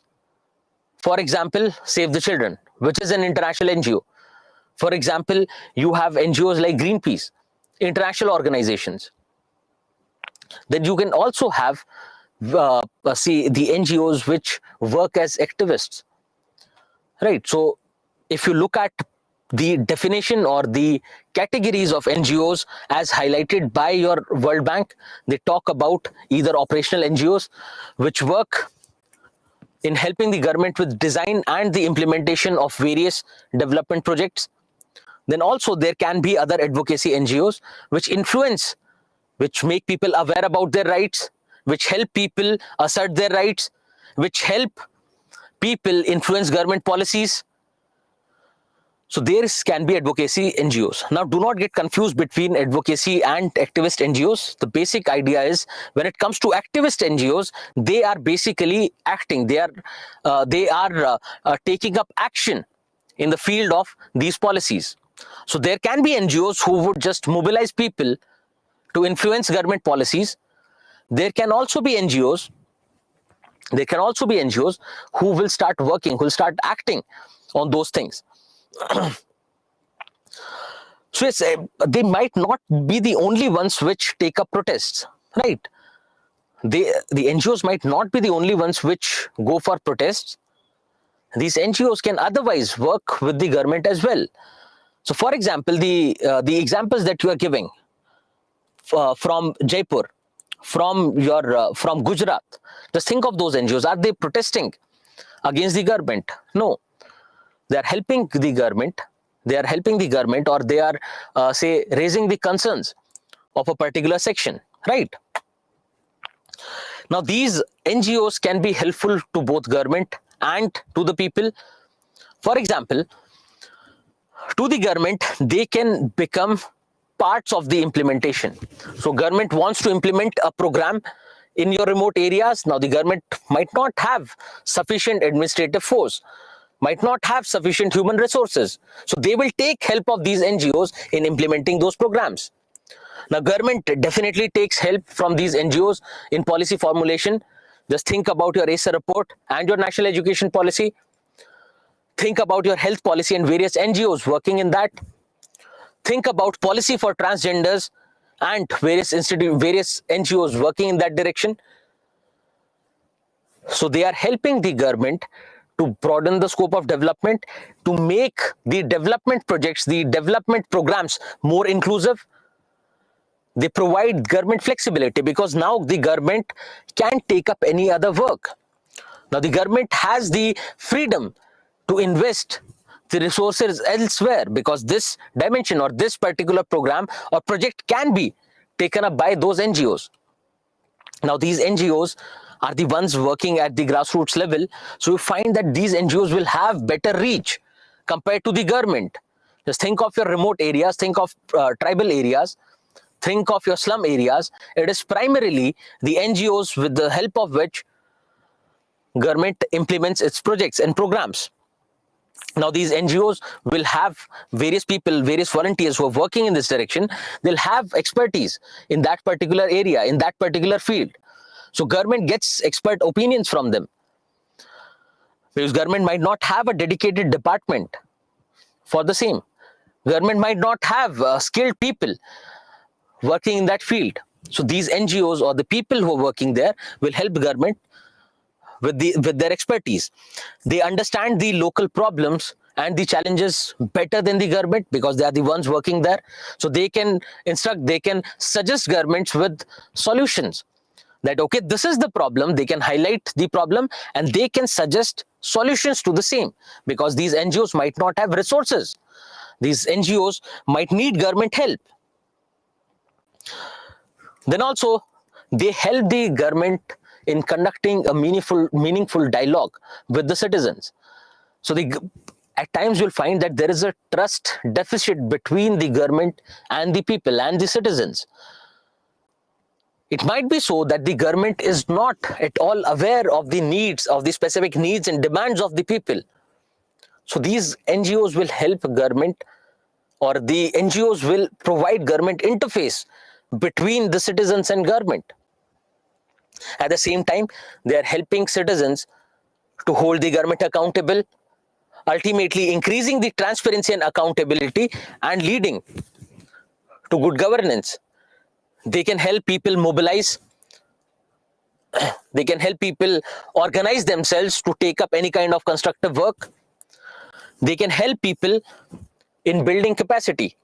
They can skill people, right? So you will find NGOs working. For example, just take example of NGOs and self-help groups who were there, of which you'll find example, and I'll share in the future. So we find that those NGOs helped women develop skills. Those NGOs helped various self-help groups of women take up this task of manufacturing your masks during COVID. Now it is helpful to the government because they are helping with the supply of these masks that were required at that point of time, and of which we had a shortage. And then also they're helping those self-help groups, they're helping those women to get to empower themselves, right? So empower themselves economically and ultimately socially and politically as well. They help these citizens to facilitate any kind of service delivery. So it can be related to your skills. It can be, say, your legal services that they provide, right? So they provide legal services to people who cannot afford these legal proceedings, because legal proceedings at times can have a lot of cost, right? So these groups of lawyers who form an NGO and they start helping people coming from weaker sections, and hence making this legal process or making these legal services affordable and accessible to people. Then it is an effective non-political link between people and the government. Just think about this. If if you think of the relationship between government and people, mostly it is either of citizens and service providers, the government providing services to citizens. It can be as a matter of representation, but it can have an political overtone. It can have a political overtone. So these NGOs can act as neutral agents. But with this, as you already are, say, suggesting, there can be various problems, various issues related to these NGOs. So at times, they might not have sufficient resources because they are dependent on their financial resources, either on people or the government or any other organization. So the funding, the financial aspect can become a problem. Then the volunteers who are working might not be professional. They might not have skills. Then the NGO in itself, within its structure, might be facing issues related to transparency and accountability. Then these NGOs, if they are funded by any kind of unsocial, anti-national elements, they can lead to an internal security issue in the future. Similarly, whenever there is an interface between, when you look at the negative interface between NGOs and government, you might find that the government goes on banning these NGOs on various grounds, right? They can say that you're not being transparent in your operations. Your sources of funding have not been declared properly. You're working towards anti-national activities. So the government, civil society, or rather NGO interface can become a problem. Now you'll find you have various small NGOs. Yes, so the idea of FCRA. Okay, so let's come back to funding once. So these NGOs can get funded by international organizations, international contributors. To regulate that, the government has your Foreign Contribution Regulation Act, under which you have various provisions which you can go through here. Now these, I believe that these have already been discussed in your economy lectures. But to think about this, so the problem can be these foreign contributors might be working for some ulterior motive, might be mobilizing people against the government, might have a negative role to play. Then also, if the government feels without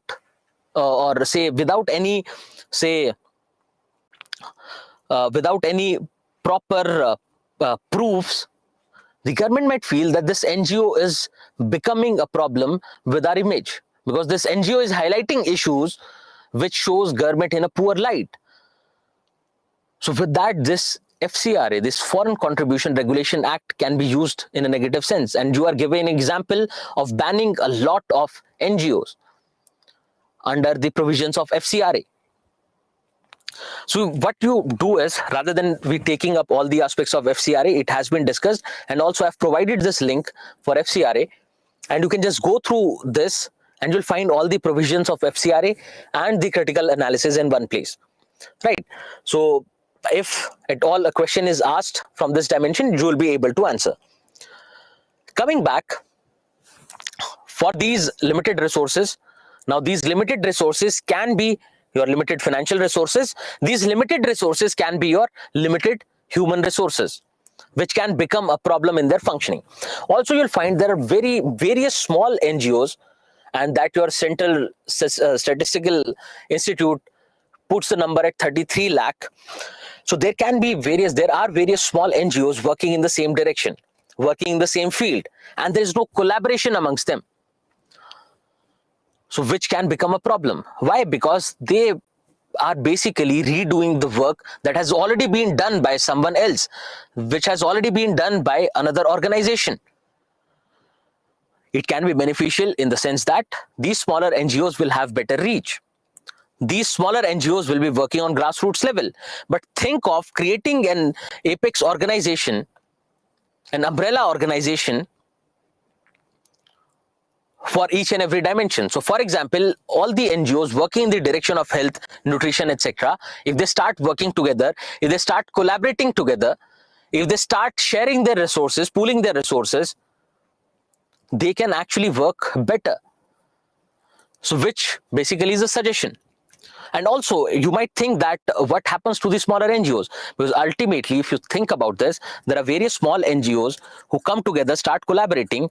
Now they are working under this apex organization, which can basically regulate their functioning, which can suggest that rather than redoing something, let's take up a different task. So the problems related to nutrition are solved. Let's take up the issue related to the communicable diseases that are happening right now. But ultimately, these NGOs stay at the grassroots level. Even with an apex organization, it will not become a problem. It will not become a problem with their reach. So these smaller NGOs do not have any coordination. They do not have any apex organization to organize their work. Then if you think at this, at times they do not work transparently, as already highlighted. So people have gathered their resources, pooled their resources, but they are not working with transparency as to how those resources have been utilized. So the way we talk about issues related to transparency in government, those can be extended to these NGOs as well.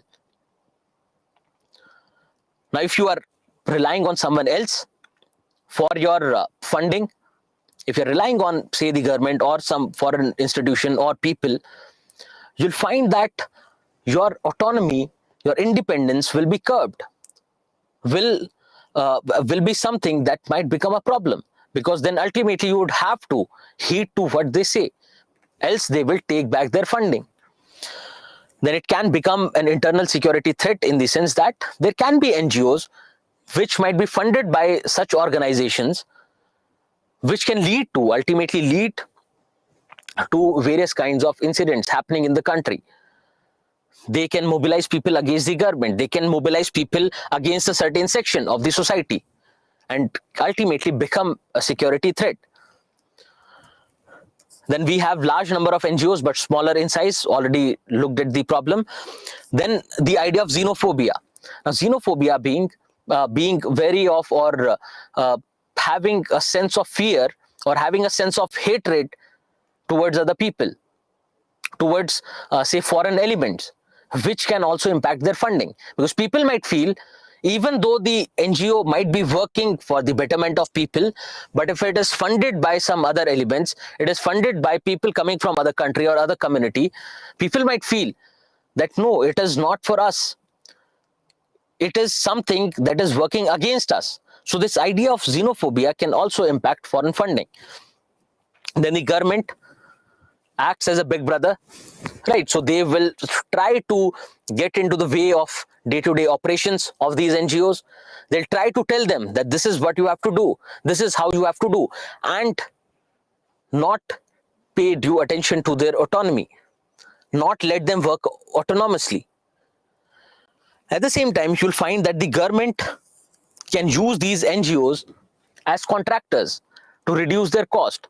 Rather than believing in the cause, rather than helping these NGOs achieve the objectives, the government might use these NGOs as short-time help, or something that they need in short term to get the work done at a say cheaper cost, because these NGOs are primarily run by volunteers who are not profit oriented. These NGOs themselves are not profit oriented, so they can get the task done way cheaper compared to the resources that the government would have to mobilize. So if the government needs 100 rupees to implement a program in one area, the NGOs might need only, say, 20 rupees to implement the same. So the government misusing these NGOs. Then also we have an absence of policy framework. So when it comes to funding, we do regulate the foreign funding, but ultimately there is a lack of, because we do not have any kind of policy framework, right? So the way we have policies for everything else, we do not have this.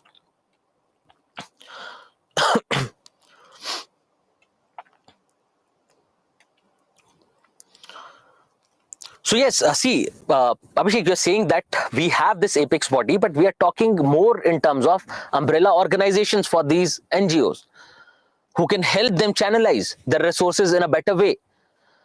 And also, if we do not have a proper policy framework, what can the apex organization do?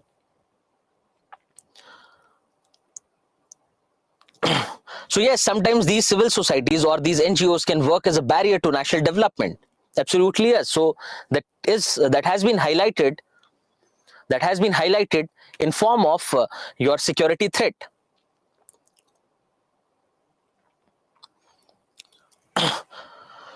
Okay.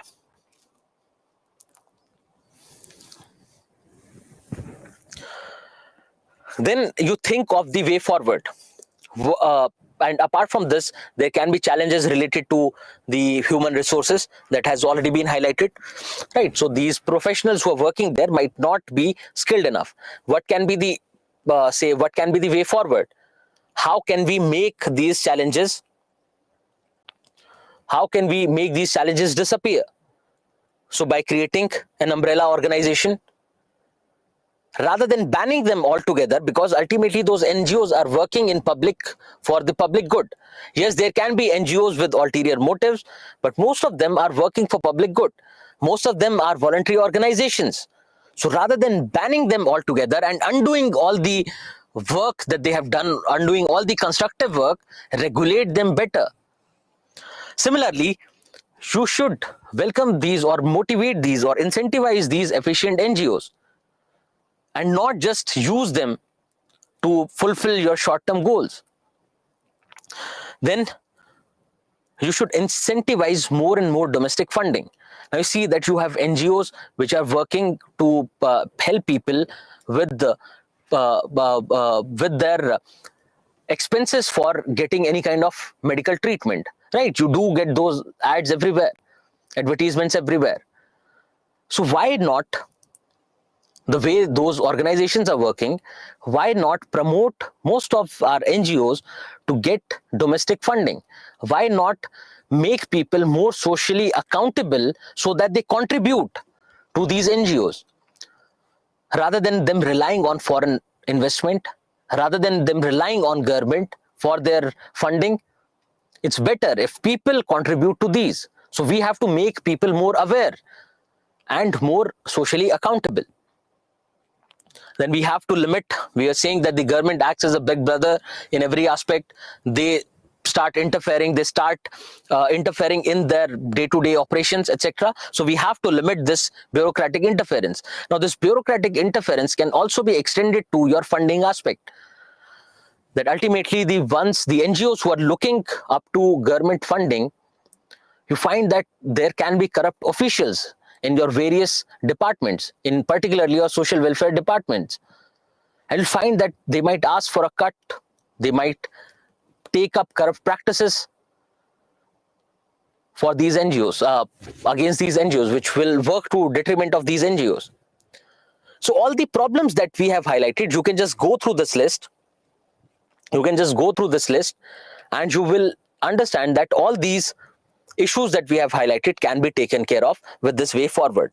Apart from this, what you have to do is just go through the FCRA Act that I have mentioned here. I've shared the link here. You can just copy this link from the PDF later during revision and go through it so that you understand the provisions. If you do not remember these provisions from economy, just go through them again. Please do mention them here because it was an issue back in the year, but right now it is not being discussed to that extent in current affairs, but yes, it can become important again if such issues arise. So these can be various ways in which we can make the NGOs work better, because ultimately we have all kinds of NGOs. The way we say we have all kinds of people, we have all kinds of bureaucrats, we have all kinds of NGOs as well. So there should be a mechanism to differentiate between the ones which are good and the others which are not good, which are working against the government, which are working against common good. So there should be a better mechanism. Now, before we move on to self-help groups, there is a small announcement. The recordings that were available, previously the recordings were available at any time. But now all these classes, all these live classes that happened today, the recordings would not be available after a week. So if you are going through this live class today, Yes, for a week you can download, watch this recording, but after a week, it'll go away from the app. And also the older recordings of the videos that were available on the app will also go away after your 28th of August. So you have, if you have anything pending, so there is a possibility you might have missed a class in the past. So if you have missed a class and you have kept that recording so that you can watch it later, just go through it before 28th of August. Now the simple idea is self-discipline, because we find that even though it is one of the most important trait, but we find that because of the availability of recordings, we think that yes, we will watch this tomorrow, we'll watch this day after, but that day never comes. Similarly, if you miss your newspaper one day, you find that the newspaper will be lying on your shelf, on your study table for days. And also, if you look at the live class recordings, the live classes are beneficial as long as you are sitting in the class, because you already have the other recordings, right? Already have the other recorded lectures. So to have this sense of self-discipline among students, we are going with this step.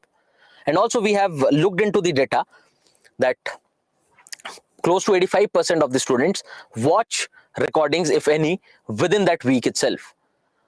So please be prepared that these recordings would not be available after 28th. No, the PPTs and every other content will be available, only the recordings will not be made available.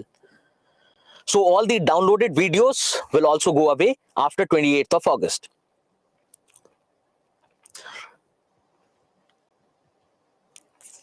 Yes, for all subjects.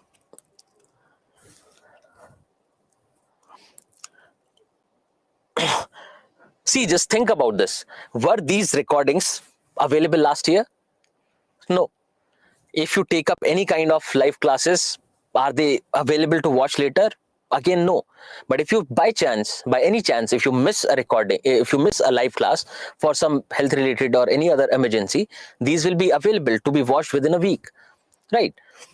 So let's be more disciplined. Let's take up these classes when they are actually conducted, because mostly you'll find that they'll go on piling up, and we will never get time to watch them.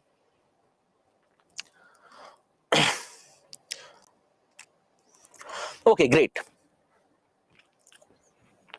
Now, moving on to our next form of civil society, which is your self-help groups. Now, if you look at this image, you can understand that there are these women who are together. Most of these women feel like they're coming from the same neighborhood.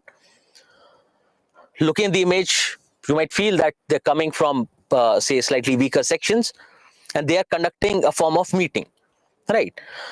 So the idea, we will come to the idea of self-help groups.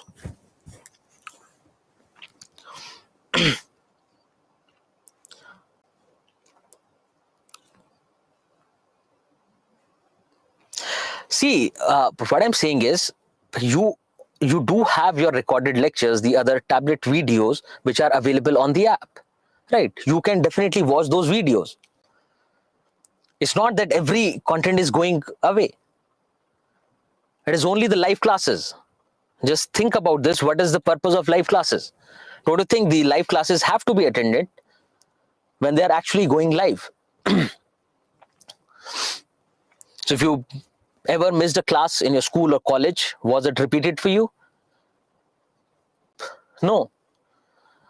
And now you see that compared to your school and colleges, you need more and more discipline here. Because ultimately, it is for your benefit. It is not, say, think of me, it is not going to benefit me in any way if these classes are available or not. The only idea is, just think about this. I go on vouching for writing weekly tests. I go on vouching for writing your answers on a daily basis. But how many of you actually do that? You do not. Why? Because there is no self-discipline. And with our experience, we know that without discipline, without sincerity, without consistency, no one's going anywhere. It is not going to get you anywhere.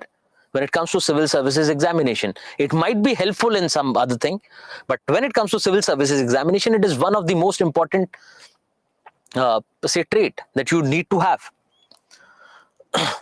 Okay, so please try to understand it is for your own benefit. It is not going to benefit us in any way. The data remains the same, everything remains the same. It is ultimately meant for you. You still have a flexibility of a week. So if you miss a class today, why not go through it within the week? It'll help you to have the discipline to revise as well.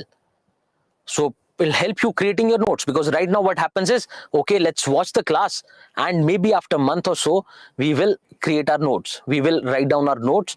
We will understand whatever is left behind. But now you would have to make sure that within this week, I have to revise.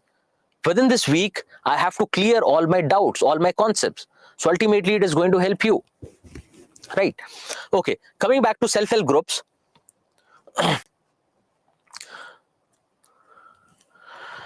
Coming back to self-help groups, these can be either registered or unregistered groups of micro entrepreneurs having homogeneous social and economic background, voluntarily coming together to save small amounts regularly. They mutually agree to contribute to a common fund and meet their requirements, any kind of needs, on mutual help basis. Now just think about this. When you say that these are mostly micro entrepreneurs, they need not only be micro entrepreneurs. Just think of women from a locality coming together just to inculcate a spirit of saving, a habit of saving, or maybe to start a small business. They come together. They say that if I'm alone, I'm not able to save more than 1,000 rupees in a year. But if we come together, if everyone here, let's say we are 10-15 people, if everyone contributes 100 rupees every month, which will not be much because that is the amount we usually save. But if you look at the amount, it will go up to 10,000. If alone I was able to say save 1,000 rupees, if it is 10 of us, we can save 10,000 rupees. And with those 10,000 rupees, either we can start a venture of our own, or maybe we can take this pool or consider this pool for our credit needs. So one of the women might think that next year my children are moving, or my children have to take admission in a college. Now to get them admitted in a college, we'll need funds, we'll need money. If we go to the bank asks about collateral. If we go to the bank, they say no, we cannot provide you with loan. Or say they have to create any kind of infrastructure within their house. They have to get it renovated. So there is no availability of loan from the bank or credit from the bank. If you go to the money lender, the amount of interest that they charge is very high. So they decide, they mutually come together. They decide that let's every month or every 15 days, let's put in this amount of money to this pool, which can either be lended to any of the members, which can also be used as a collateral with the bank, so that we can take a bigger loan and start a venture of our own.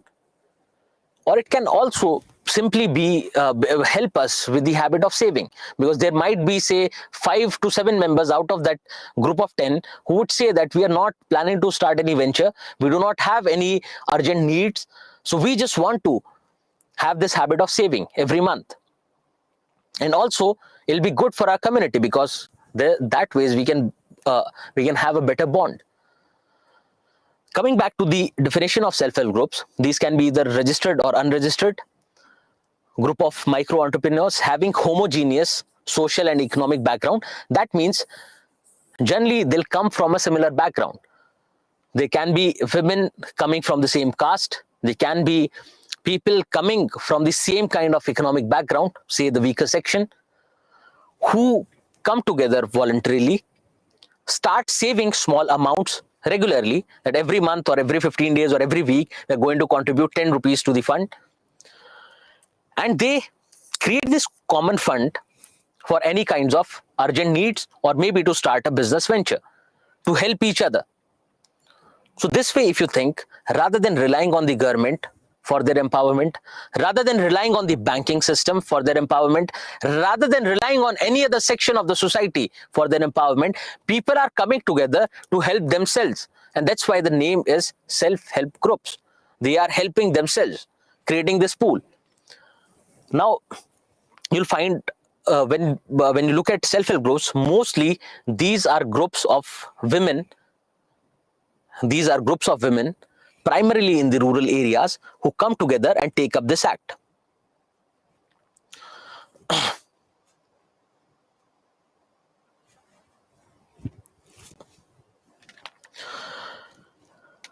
Now, you think what can be the benefits of it. Just think about what can be the benefits of it. Benefits of this, these SHGs. So one is they have now cheap availability of credit. Second, if they are trying to help each other, just think of the cooperation and collaboration they'll have in each and every aspect. And when we are saying that these are primarily groups of women, it will lead to women empowerment. Then the burden or the responsibility of empowering these sections is now shifted on the people themselves. They are going to help themselves. Also, they can use that money that they have gathered as a fund. They can use this pool, they can use this fund to keep as a collateral with the bank, and the banks will provide them loan with which they can start any kind of activity, which money can be used for any other purpose. And also, because that fund does not belong to any individual, it belongs to the group. Now this group will actually have a subtle pressure, on the individual to whom that money is, to whom that money is allocated, or the person who has taken that credit, to repay that loan on time. Because as an individual, you might not have the discipline, you might not be sincere about fulfilling or about repaying your loan. But once you become a member of the group, there'll be a subtle pressure that I have to repay the loan. So in this sense, it can become an advantage to everyone. So these self-help groups can lead to empowerment of various socio-economically weaker sections. And again, you remember that we are not saying that these are only groups of women, but primarily most of these self-help groups are actually they actually have women members, female members. Now let's look at various other features of these self-help groups. So I hope you have understood the idea, right? If most of you might be coming from urban areas, so you might not be able to relate, because primarily these are based in rural areas. So if you look at your say people, or say mostly your businessmen, small businessmen, what they'll do is they'll start contributing this money. They 5 or 10 of them will come together. They start contributing equal money, or say 100 rupees, 500 rupees, 1000 rupees every month. They'll start putting it in a fund, and any of the businessmen, say for the sake of expansion, for any other urgent need, if they need that money, they can take this money as credit from the group. And the group, because again this is happening on a mutual cooperation basis, they will either charge no rate of interest, or they'll charge very minimal rate of interest. Because otherwise, if the businessman goes to a money lender or any other lending facility, you'll find that they'll be charged with higher interest. So it is for mutual benefit of all, because the other businessman would know that the person will start repaying the loan, and tomorrow if I need money, I can also take this money at 0 or very low rate of interest. So now we are saying that these are economically homogeneous groups, that people generally coming from the same section of the society, from the same class, will form these groups, because they are the ones who will understand each other's needs better. They are the ones who will understand each other's challenges better. So they'll form this group based on mutual agreement. Now this is formed by the process of self-selection, that it is with the mutual consent, or it is people coming from the same group who decide amongst themselves. Now this is based, rather than being a formal organization, it is based on the closeness or affinity or likeness of the members. Because ultimately, because they want to cooperate with each other, because they like each other, they are coming from same class, same section. That is the reason they have formed this group. Another thing is, these are mostly women groups, as already highlighted, and also you'll find most of these self-help groups concentrated in the southern part of the country, in South India. Mostly women group concentrated in southern part of the country. The size is generally between 10 to 20. Yes, there can be bigger, larger self-help groups. So someone was suggesting about Seva. Someone was suggesting about Seva. So it is, for that matter, a bigger group. But generally, you'll find the size to be between 10 to 20, because ultimately they should be the ones who are living in the vicinity. They should be the ones who are living in that area.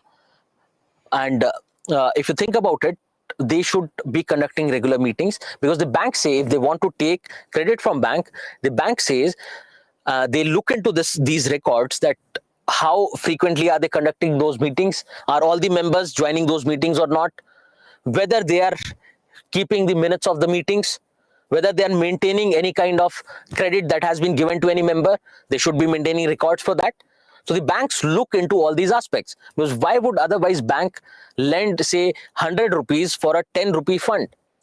If you contributed to the fund and the entire corpus comes up to 10 rupees, why would the bank want to lend more money?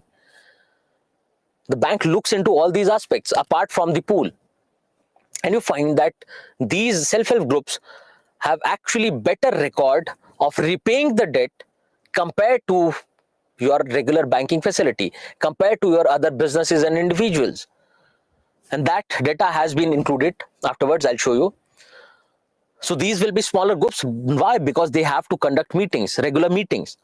They have very well defined laws. So they will decide the frequency of the meeting.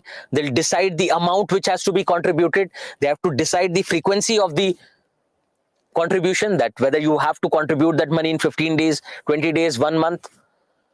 They will also decide, they also have rules as to whether the leadership, because there needs to be a leader. There should be someone who takes care of all the activities. There should be someone who maintains the book. There should be someone who takes that fund, who should be the treasurer of that fund. So they have all these rules very well defined in the bylaws. So if they have to conduct regular meetings, they should be coming from the same area. Now, these institutions are again independent of the government. They are self-managed institutions. They take all the decisions together, right? So they deliberate, they discuss amongst themselves and take these decisions for that matter. Now, just think about what can be the problems. Just think about what can be the problems with all this. Just think of problems on the level of operations of these self-help groups. Think about the problems related to the members, because we are saying primarily these are female members. See, funding can become a problem, because there might be a possibility that they are not able to contribute in time. Yes, they're working on a very small scale. Then also, Jhansi is saying that there can be ego clashes. So think about this. Say from the same village, there are women who come together. Now these people are, or these women are from the same class, from the same section, same economic section, but they are from different castes. So because there might be issues, there can be issues which arise out of the differences in caste. Yes, there can be quarrels among them. Then also, if you think about bookkeeping, think of rural women. Think of rural women. Do you think that everyone might have expertise to keep the records? It might happen that one of the members of the group might have these skills, and they take up all the charge, or they take up all the responsibility. And it can happen so that in the future, they might actually overpower all the other members. Then they start taking all the decisions by themselves, because all the other women, they are not educated, they are not literate. And they might misuse this group. They might misuse those funds. Then the treasurer who has all the funds might escape, might abscond. They might take all the money, they might take credit from bank and then escape. Then also these self-help groups can rely on other members. So for example, in the vicinity or in the neighborhood, there is a retired teacher, or there is a student who say is studying in college, going for higher education. Now they would know, they can definitely help them, but can also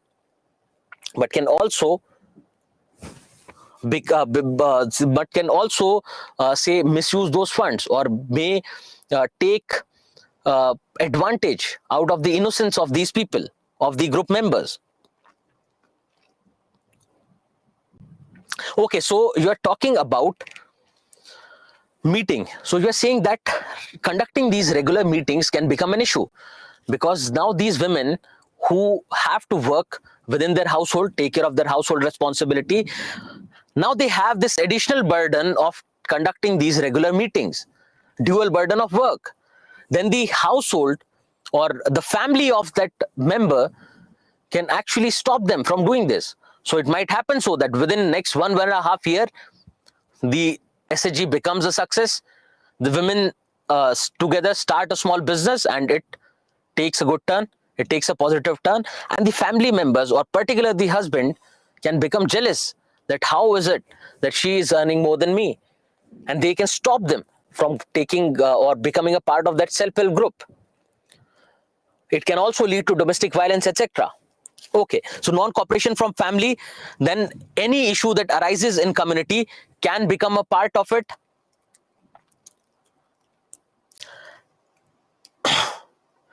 Takeover by husband after success, yes.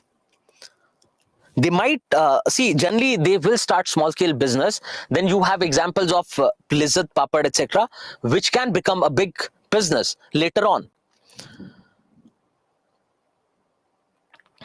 Okay, then also if they're taking credit from bank, someone might default on the on repaying part, right? Someone might default. There can be NPAs there as well. Even though we are saying the NPAs, non-performing assets, are way less compared to our regular banking system, but yes, there definitely are non-performing assets. Okay, so just think about the features and think about the problems first. So we have already looked at a few of these challenges. Now you remember that there are a lot of NGOs and banks who start these self-help groups, because even banks have to fulfill the criteria of priority lending. So these banks also start that. NGOs also start these self-help groups. Now even the governments will start having a competition amongst themselves. That see, we have so many number of NGOs, and this has happened in the past. So rather than looking at the objective of these self-help groups, the governments might get fixated and might approach these self-help groups in a target-based manner, in a targeted approach. There can be bureaucratic hurdles that these SHGs can face. There can be intervention from the government. These SHGs can become politicized later. With the benefit is, yes, the women are getting socially, economically empowered, that we will come to. But to think of other problems, that these self-help groups might get politicized. These self-help groups can be used by certain individuals for ulterior motives. These SHGs, at times you find that they are not able to, these members are not able to contribute on a regular basis, and you find that it can become a problem later. That these SHGs, yes, they'll be formed, but they would not sustain. And you have a problem of these SHGs not being able to sustain because of the funding aspect. So similarly, all the other issues have been mentioned. Now, just remember this, the way we have arranged it, we're talking about various issues related to SHGs. Now, these issues can come from the society. These issues can be related to women. These issues can be political and administrative in nature. These issues can be related to lack of skills in these women. So these problems can come from various aspects. Now, why I'm saying this, you already find a question in the past which was asked on a specific dimension, that is Role of women. If you remember, in role of women, I had shown you a question which was talking about the role of self-help groups in women empowerment and what are the challenges, right? So yes, we can see that these can lead to women empowerment, but what can be the challenges? So they can ask a question on a specific dimension. So please just go through these challenges, and there's nothing that you would not be able to understand. With the basic discussion we had, and we will discuss that question, do not worry about it, we will discuss that question. All these aspects that we have discussed are mentioned there, and maybe a couple more. So if you think of spread of SHGs, if it might be mentioned somewhere, the spread of SHGs, you find that mostly these SHGs are there in your urban, in your rural areas. So you find a lack of spread in your urban and semi-urban areas. Then your southern states have more number of SHGs compared to your northern states. These have already been highlighted. Now coming back to the objective. So we have already discussed why it can help these weaker sections to empower themselves.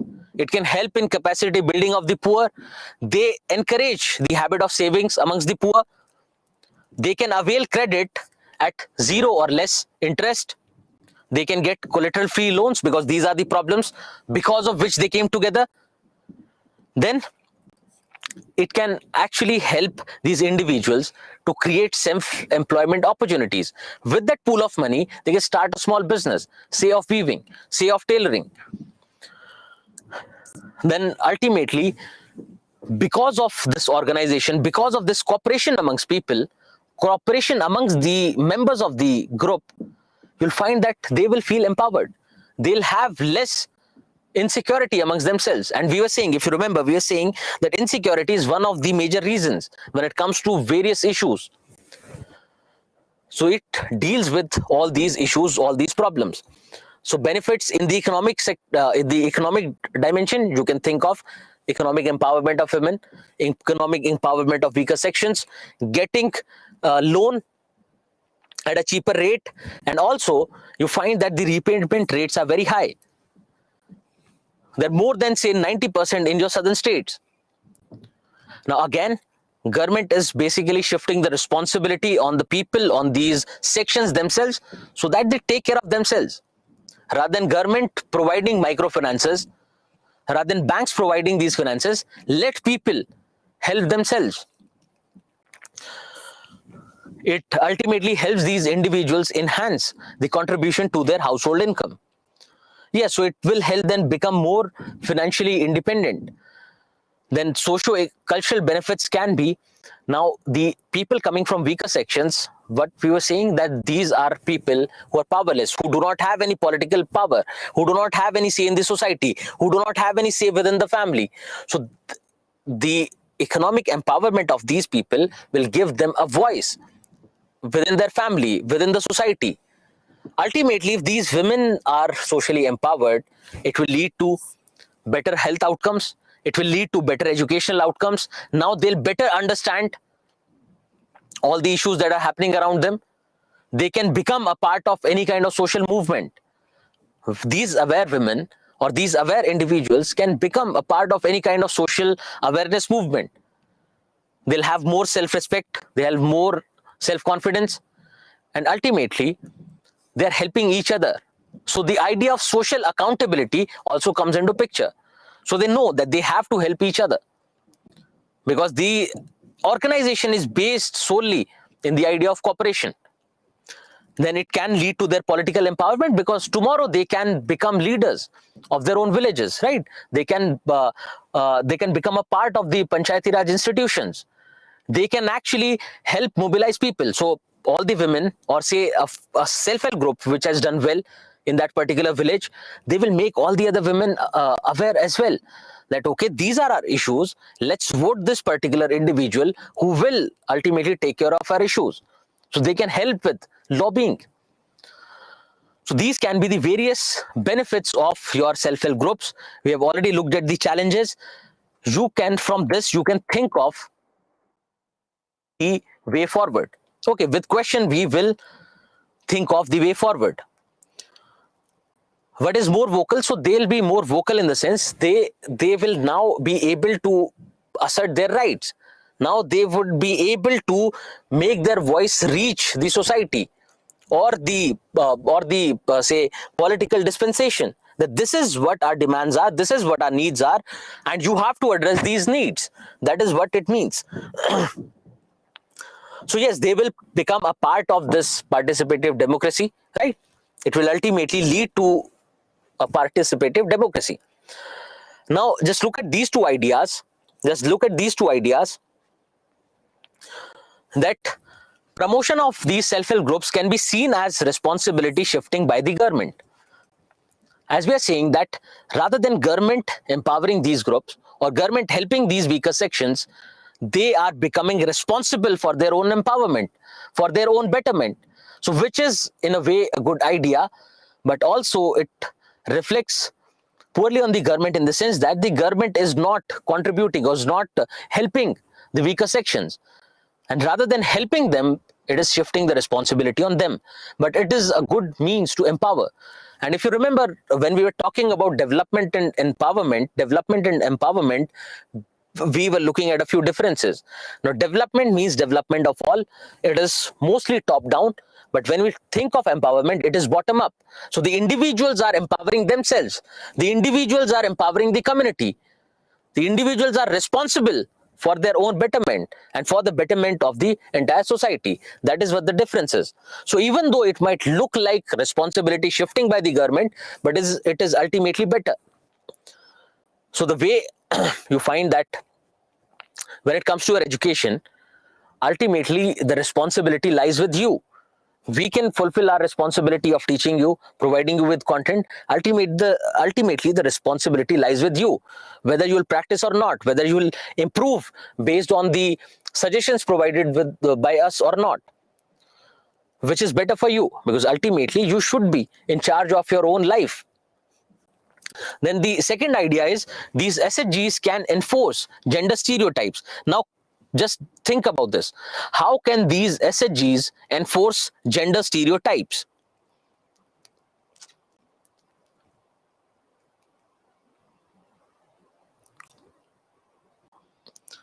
Individuals or political leaders in the community who might use these successful SHGs for their own betterment.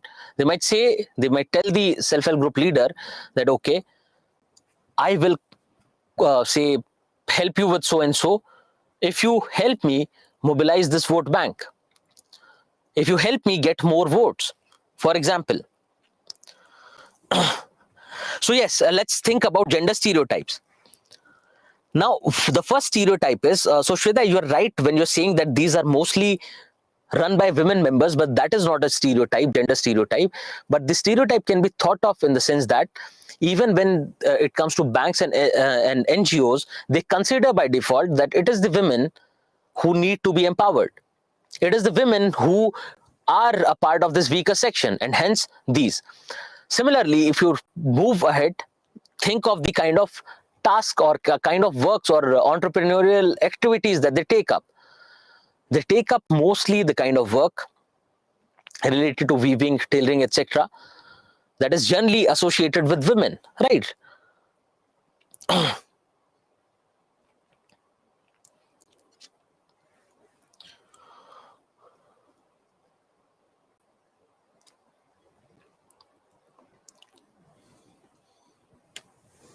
Okay, so just think about this. See, they consist of women members is a good thing. It is not directly about enforcing any kind of gender stereotype, but the gender stereotype is considering these women to be weak, considering that women are weaker, and hence we need more women self-help groups, and also the kind of activities that they take up. That is how they enforce these gender stereotypes. Now just look at this simple question which says suggest measures to make self-help groups more impactful. So basically it is talking about the way forward. It talks about making them more sustainable, impactful and transformative for the weaker sections of the society. Suggest measures to make these self-help groups more impactful, sustainable and transformative for the weaker sections of the society. So the first thing is your introduction. What kind of introduction can we think of? Then comes your body part, and hence your conclusion. Now let's first think of the body part. What can be the measures to make these self-help groups more impactful, sustainable and transformative for the weaker sections of the society? Now you come up with various suggestions to the challenges that we have looked into, but think of how it will make them more impactful. How it will make them more impactful. How it will make them more sustainable and transformative. So when you talk about sustainable, the sustainability can come from having, say, adequate financial resources. The sustainability can happen or can be ensured with training these human resources so that the SHG doesn't fall apart.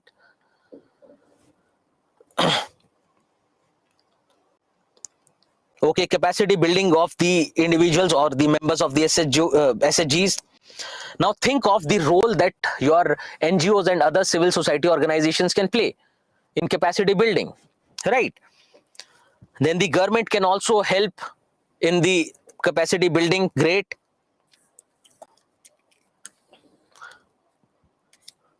Now, Akash, you are saying advertise their objective. Rather than advertising their objective, just think of using the examples of successful self-help groups to motivate people to take up or to create these self-help groups. So it can come from advertising their success rather than objective, right? So the objective, yes, also objective has to be advertised or not advertised, but people have to be made more aware about the benefits of SHGs. Along with the benefits of SHGs, advertise the success of various self-help groups. Yes, so learnings from previously successful self-help groups. Great. Now think of these self-help groups being mostly or having mostly women or female members. And we are talking about weaker sections. Apart from women, can there be other weaker sections or not? So yes, you can think of the body part, you can think of various suggestions from the problems that we have highlighted. Just think of, can there be other weaker sections of the society apart from women? And the answer is yes. So when it comes to your introduction, maybe you can highlight the other weaker sections. Right, you can highlight the other weaker sections which can actually benefit out of these self-help groups. Can you suggest any other examples or any other introductions? Right, so yes, you're talking about the differently abled sections, you're talking about your economically weaker sections, you're talking about your SCs and STs, etc. So yes, great. So Santosh is coming back with a suggestion and saying that the government, and rather than government, you can just think of the role your civil society itself can play to help these SHGs who are taking up any kind of entrepreneurial activity to advertise, to promote their product. And on the same lines, you can think of the digital means, for that matter, to market their products. Okay, apart from this, can you think of any other introduction? So maybe you can talk about the significance of HGOs or the benefits of HGOs, SHGs briefly. Right, you can talk about the benefits of these self-help groups briefly.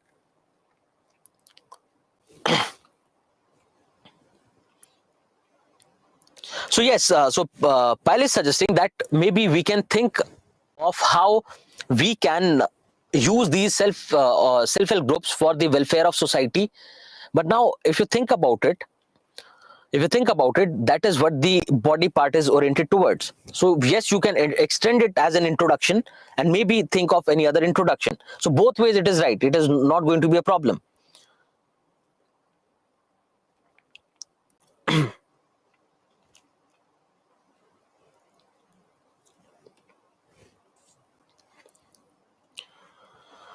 Okay, so Ambesh is talking about why SHGs are popular only in rural areas and not in urban areas, and how we can popularize them in urban areas. So maybe we can think of the challenges. In conclusion, maybe we can think of the challenges briefly and come up with suggestions for the same. Come up with suggestions, right? Consolidate all these suggestions in one place, right? So those suggestions will range from your say so how you can improve the status of women, right? Because ultimately, if the women are not if the women are not being allowed by the family to conduct these meetings or to take up the self-help group related work, how would it help? So you can just think of various dimensions of the challenges and these solutions to the same. Now let's look at another question that has been asked in the past. Can the vicious cycle of gender inequality, poverty, and malnutrition be broken through microfinancing of women self-help groups?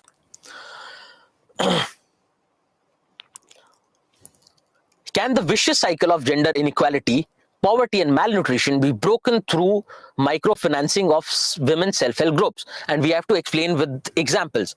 Now, when you think of examples, the examples are mentioned here because these examples will come directly from your current affairs. So when you go through your current affairs, just keep looking for any kind of positive role that any civil society has played, because they can ask a direct question, right? So it was in the news, question was asked. So keep mentioning those examples. Keep mentioning those examples in your notes. So the examples will come from these two articles. You can just go through these. Just think of the question that they have asked, because yes, it is simple. We can think of how the benefits of SHGs can be mentioned here, right, in all these three directions. But they are talking about the vicious cycle. They're talking about the vicious cycle. So it is better, the best part is, rather than thinking of any other introduction, you can think of explaining this vicious cycle briefly, explaining these vicious cycles briefly in the introduction. Because just think about it, just think about it, just think of any say vicious cycle of poverty, or think of the vicious cycle of gender inequality. So the women are not being treated equally, hence they have a lower socio-economic status. Because of this socio-economic status, they are not being treated equally, right? So how do you break this? To empower them, by empowering them socio-economically, right? So their empowerment will ultimately break this vicious cycle of gender inequality. Similarly, empowerment of these women can break the vicious cycle of poverty and malnutrition as well. So I think we have discussed all these things with women, with poverty, with malnutrition, so should not be a problem. But the introduction can be limited to explaining these vicious cycles, and then your body part will talk about how you can break this vicious cycle using these SHGs. So just please suggest. It is not as complicated a question that it might seem, it might look like. It is a fairly simple question. Just please suggest if you can write this answer, because I would want you to write this answer. There are other questions to which I have provided the solution. Can you write this answer? Okay, because this to write this answer, you should have good writing skills, for that matter. Should have good writing skills. Okay, so for the ones who have not understood, the question is asking you to explain the role of women SHGs, to explain the role of women SHGs in women empowerment and hence in tackling these problems, to helping these sections come out of these vicious cycles. So think about this. With, if you say promote these women SHGs, what will happen is these women will become economically empowered. That is the first step. Then with their economic empowerment, they'll be able to spend more for the nutritional requirements of the family. They'll contribute more to the family income. Their children can go to school, hence breaking the cycle of poverty. The children will get adequate nutrition, hence breaking the cycle of malnutrition. With this economic empowerment, we are reaching towards gender equality.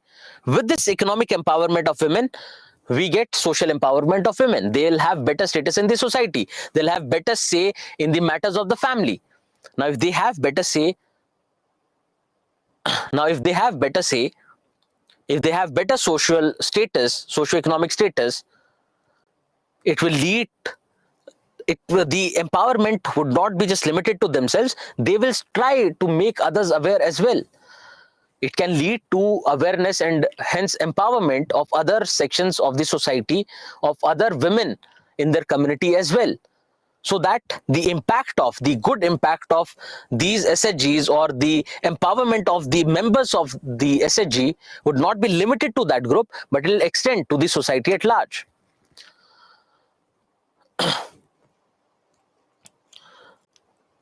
How to confine this introduction within 2 to 3 lines? The examples can be taken up from these articles. The examples can be taken up from these articles. Just go through these articles, you'll get the examples. Okay, so one question is that how to confine this introduction within 2 to 3 lines. Now just think about this. All these aspects are related with each other. Gender inequality can lead to a problem of malnutrition. Gender inequality can lead to feminization of poverty, etc. But we do not have to limit it to women. Gender inequality is just one aspect of it. So what you have to do is you have to portray within 2, 3, 4 lines maximum that how the microfinancing of SHGs, of women SHGs, can lead to women empowerment. So you can say that the say microfinancing these women SHGs can lead to socio-economic empowerment of the women. So socio-economic empowerment directly implies that the gender inequality gap is reducing. Similarly, in the next line, you can talk about how these women with better resources, or how the members of this group can contribute to the family income, and with better family income, with better household income, they can come out of the cycle of poverty. They can help with more awareness, and with more resources they can invest adequately on malnutrition. So even if you write just do these 2, 3 lines, that will be more than sufficient. And another idea is to start with examples, right? But they are saying that you have to explain with examples. So it is better you use these examples contained in these articles with the pointers in the body part, and then think of the conclusion. Now conclusion can be creative, right? Can you think? Okay, so Abhishek is saying SHGs can work to elevate various issues of women, but we need to put efforts when it comes to other measures like education, etc. Okay, great. Now Abhishek, you can frame it in a way that without mentioning the challenges that these SHGs are facing, you can just show a way forward. And I think that's what you meant, but maybe you framed it in a slightly different manner. Okay, great. So in conclusion, Ambesh is saying that rather than sticking to only the role of women SHGs, we can think of other ways to break these vicious cycles apart from SHGs. Great. That can also be done. That can be done in the introduction. But introduction, I would think, I think of explaining these vicious cycles. And yes, it can come in the suggestion part. So in the conclusion, you can suggest way forward. You can just think of the issues in your head and come up with suggestions. One. Second is, you can think of other ways of breaking these vicious cycles.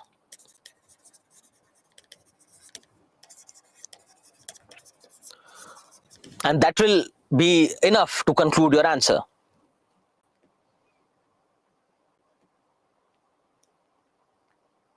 Yes, so great. This is also there. You can think of the government intervention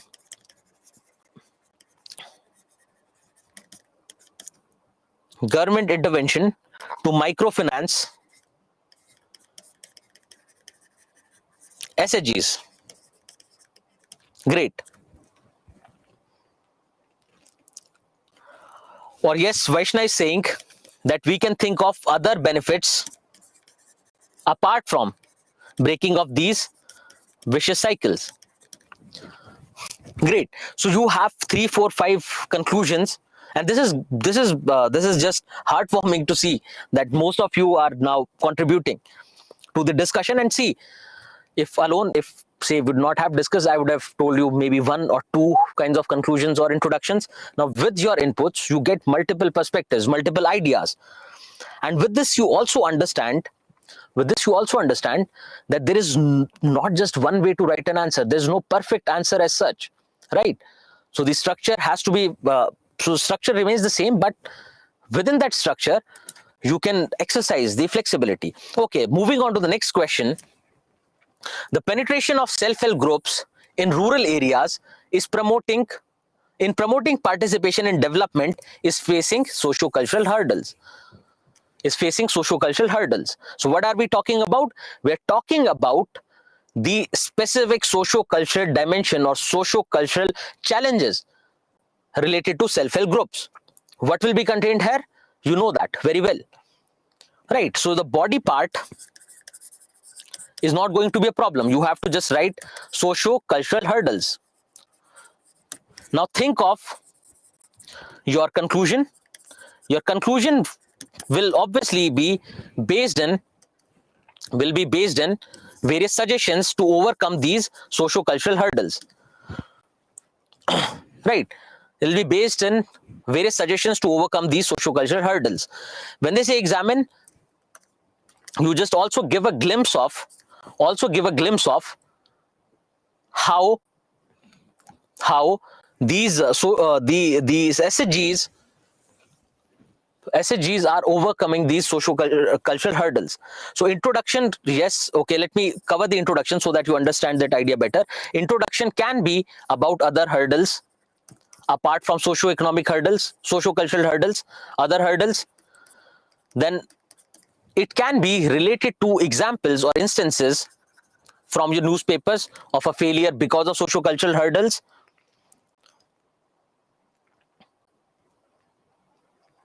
Okay, that is fine. Now come back to the body part. So one thing is that we know that self-help groups are facing other hurdles as well apart from socio-cultural. Also, what we have to think about is that because of various socio-cultural factors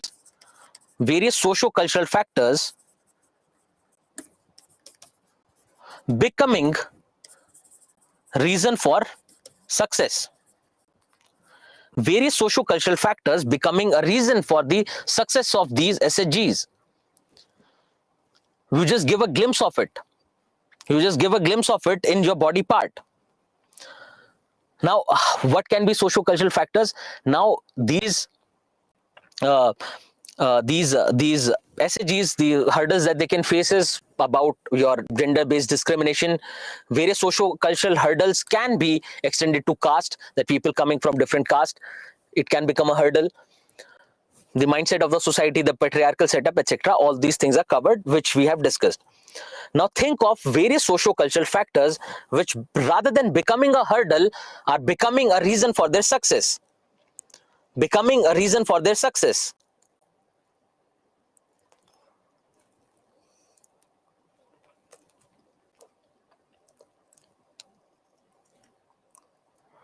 Unity among the group, the cooperation among the group, right? So these people coming from weaker sections cooperating amongst themselves to make this a huge success. Great.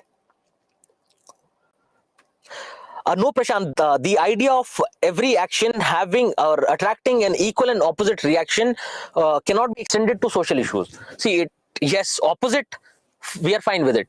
There will be opposite reaction to every action. For example, backlash to globalization. For example, in every aspect you'll find, right? But it need not be equal. Newton's law is fine, but it need not be equal. So trust among the members. Now you find that because of this cooperation, it can also lead to their success. Familiarity of the members, yes, because they're coming from the same neighborhood, same community. Generally, these are homogeneous groups, so it might not become a hurdle. Rather, it can become a reason for their success. Okay, so this was the question. Just think about this. The penetration of self-help groups in rural areas in promoting participation in development programs is facing socio-cultural hurdles. Examine. So what we are saying is we can introduce with maybe an example of any self-help group failing because of socio-cultural hurdles. If there is any data related to that, any kind of facts related to that, we can start with that. Other idea is to start with other hurdles that can lead to a failure of SHG or other hurdles faced by your SHGs. Then coming to the body part, we think of various socio-cultural hurdles, and also we think of various socio-cultural factors which can become a reason for success, but it has to be kept very brief. Then we can conclude with suggestions to the problems or the socio-cultural hurdles that we have highlighted. So I've given a few things here. You can just go through it. All the factors have been written, have been mentioned here. These have been mentioned previously as well, but you'll get everything in one place. So, okay, you just try writing that answer and then you go through this. Now, think about how do SHGs sometimes fall short in addressing the root causes of poverty and inequality in a region. Okay, so before looking at the answer, which has been provided in the next slide, what you have to do is, because today we have say overshot the time already, you have a webinar, so consider this as your homework. Just try to conceptualize this question. You have the answer, but please, it is for your own betterment. Please do try conceptualizing this question before you look at the answer in the next slide. Caste has already been mentioned. Okay, so with this, let's conclude our discussion for today. Tomorrow what we'll do is we'll go through this question and we'll think of the structure, and then we'll move on to cooperative society and ultimately your design and implementation related issues with your policies. Thank you everyone. Good night.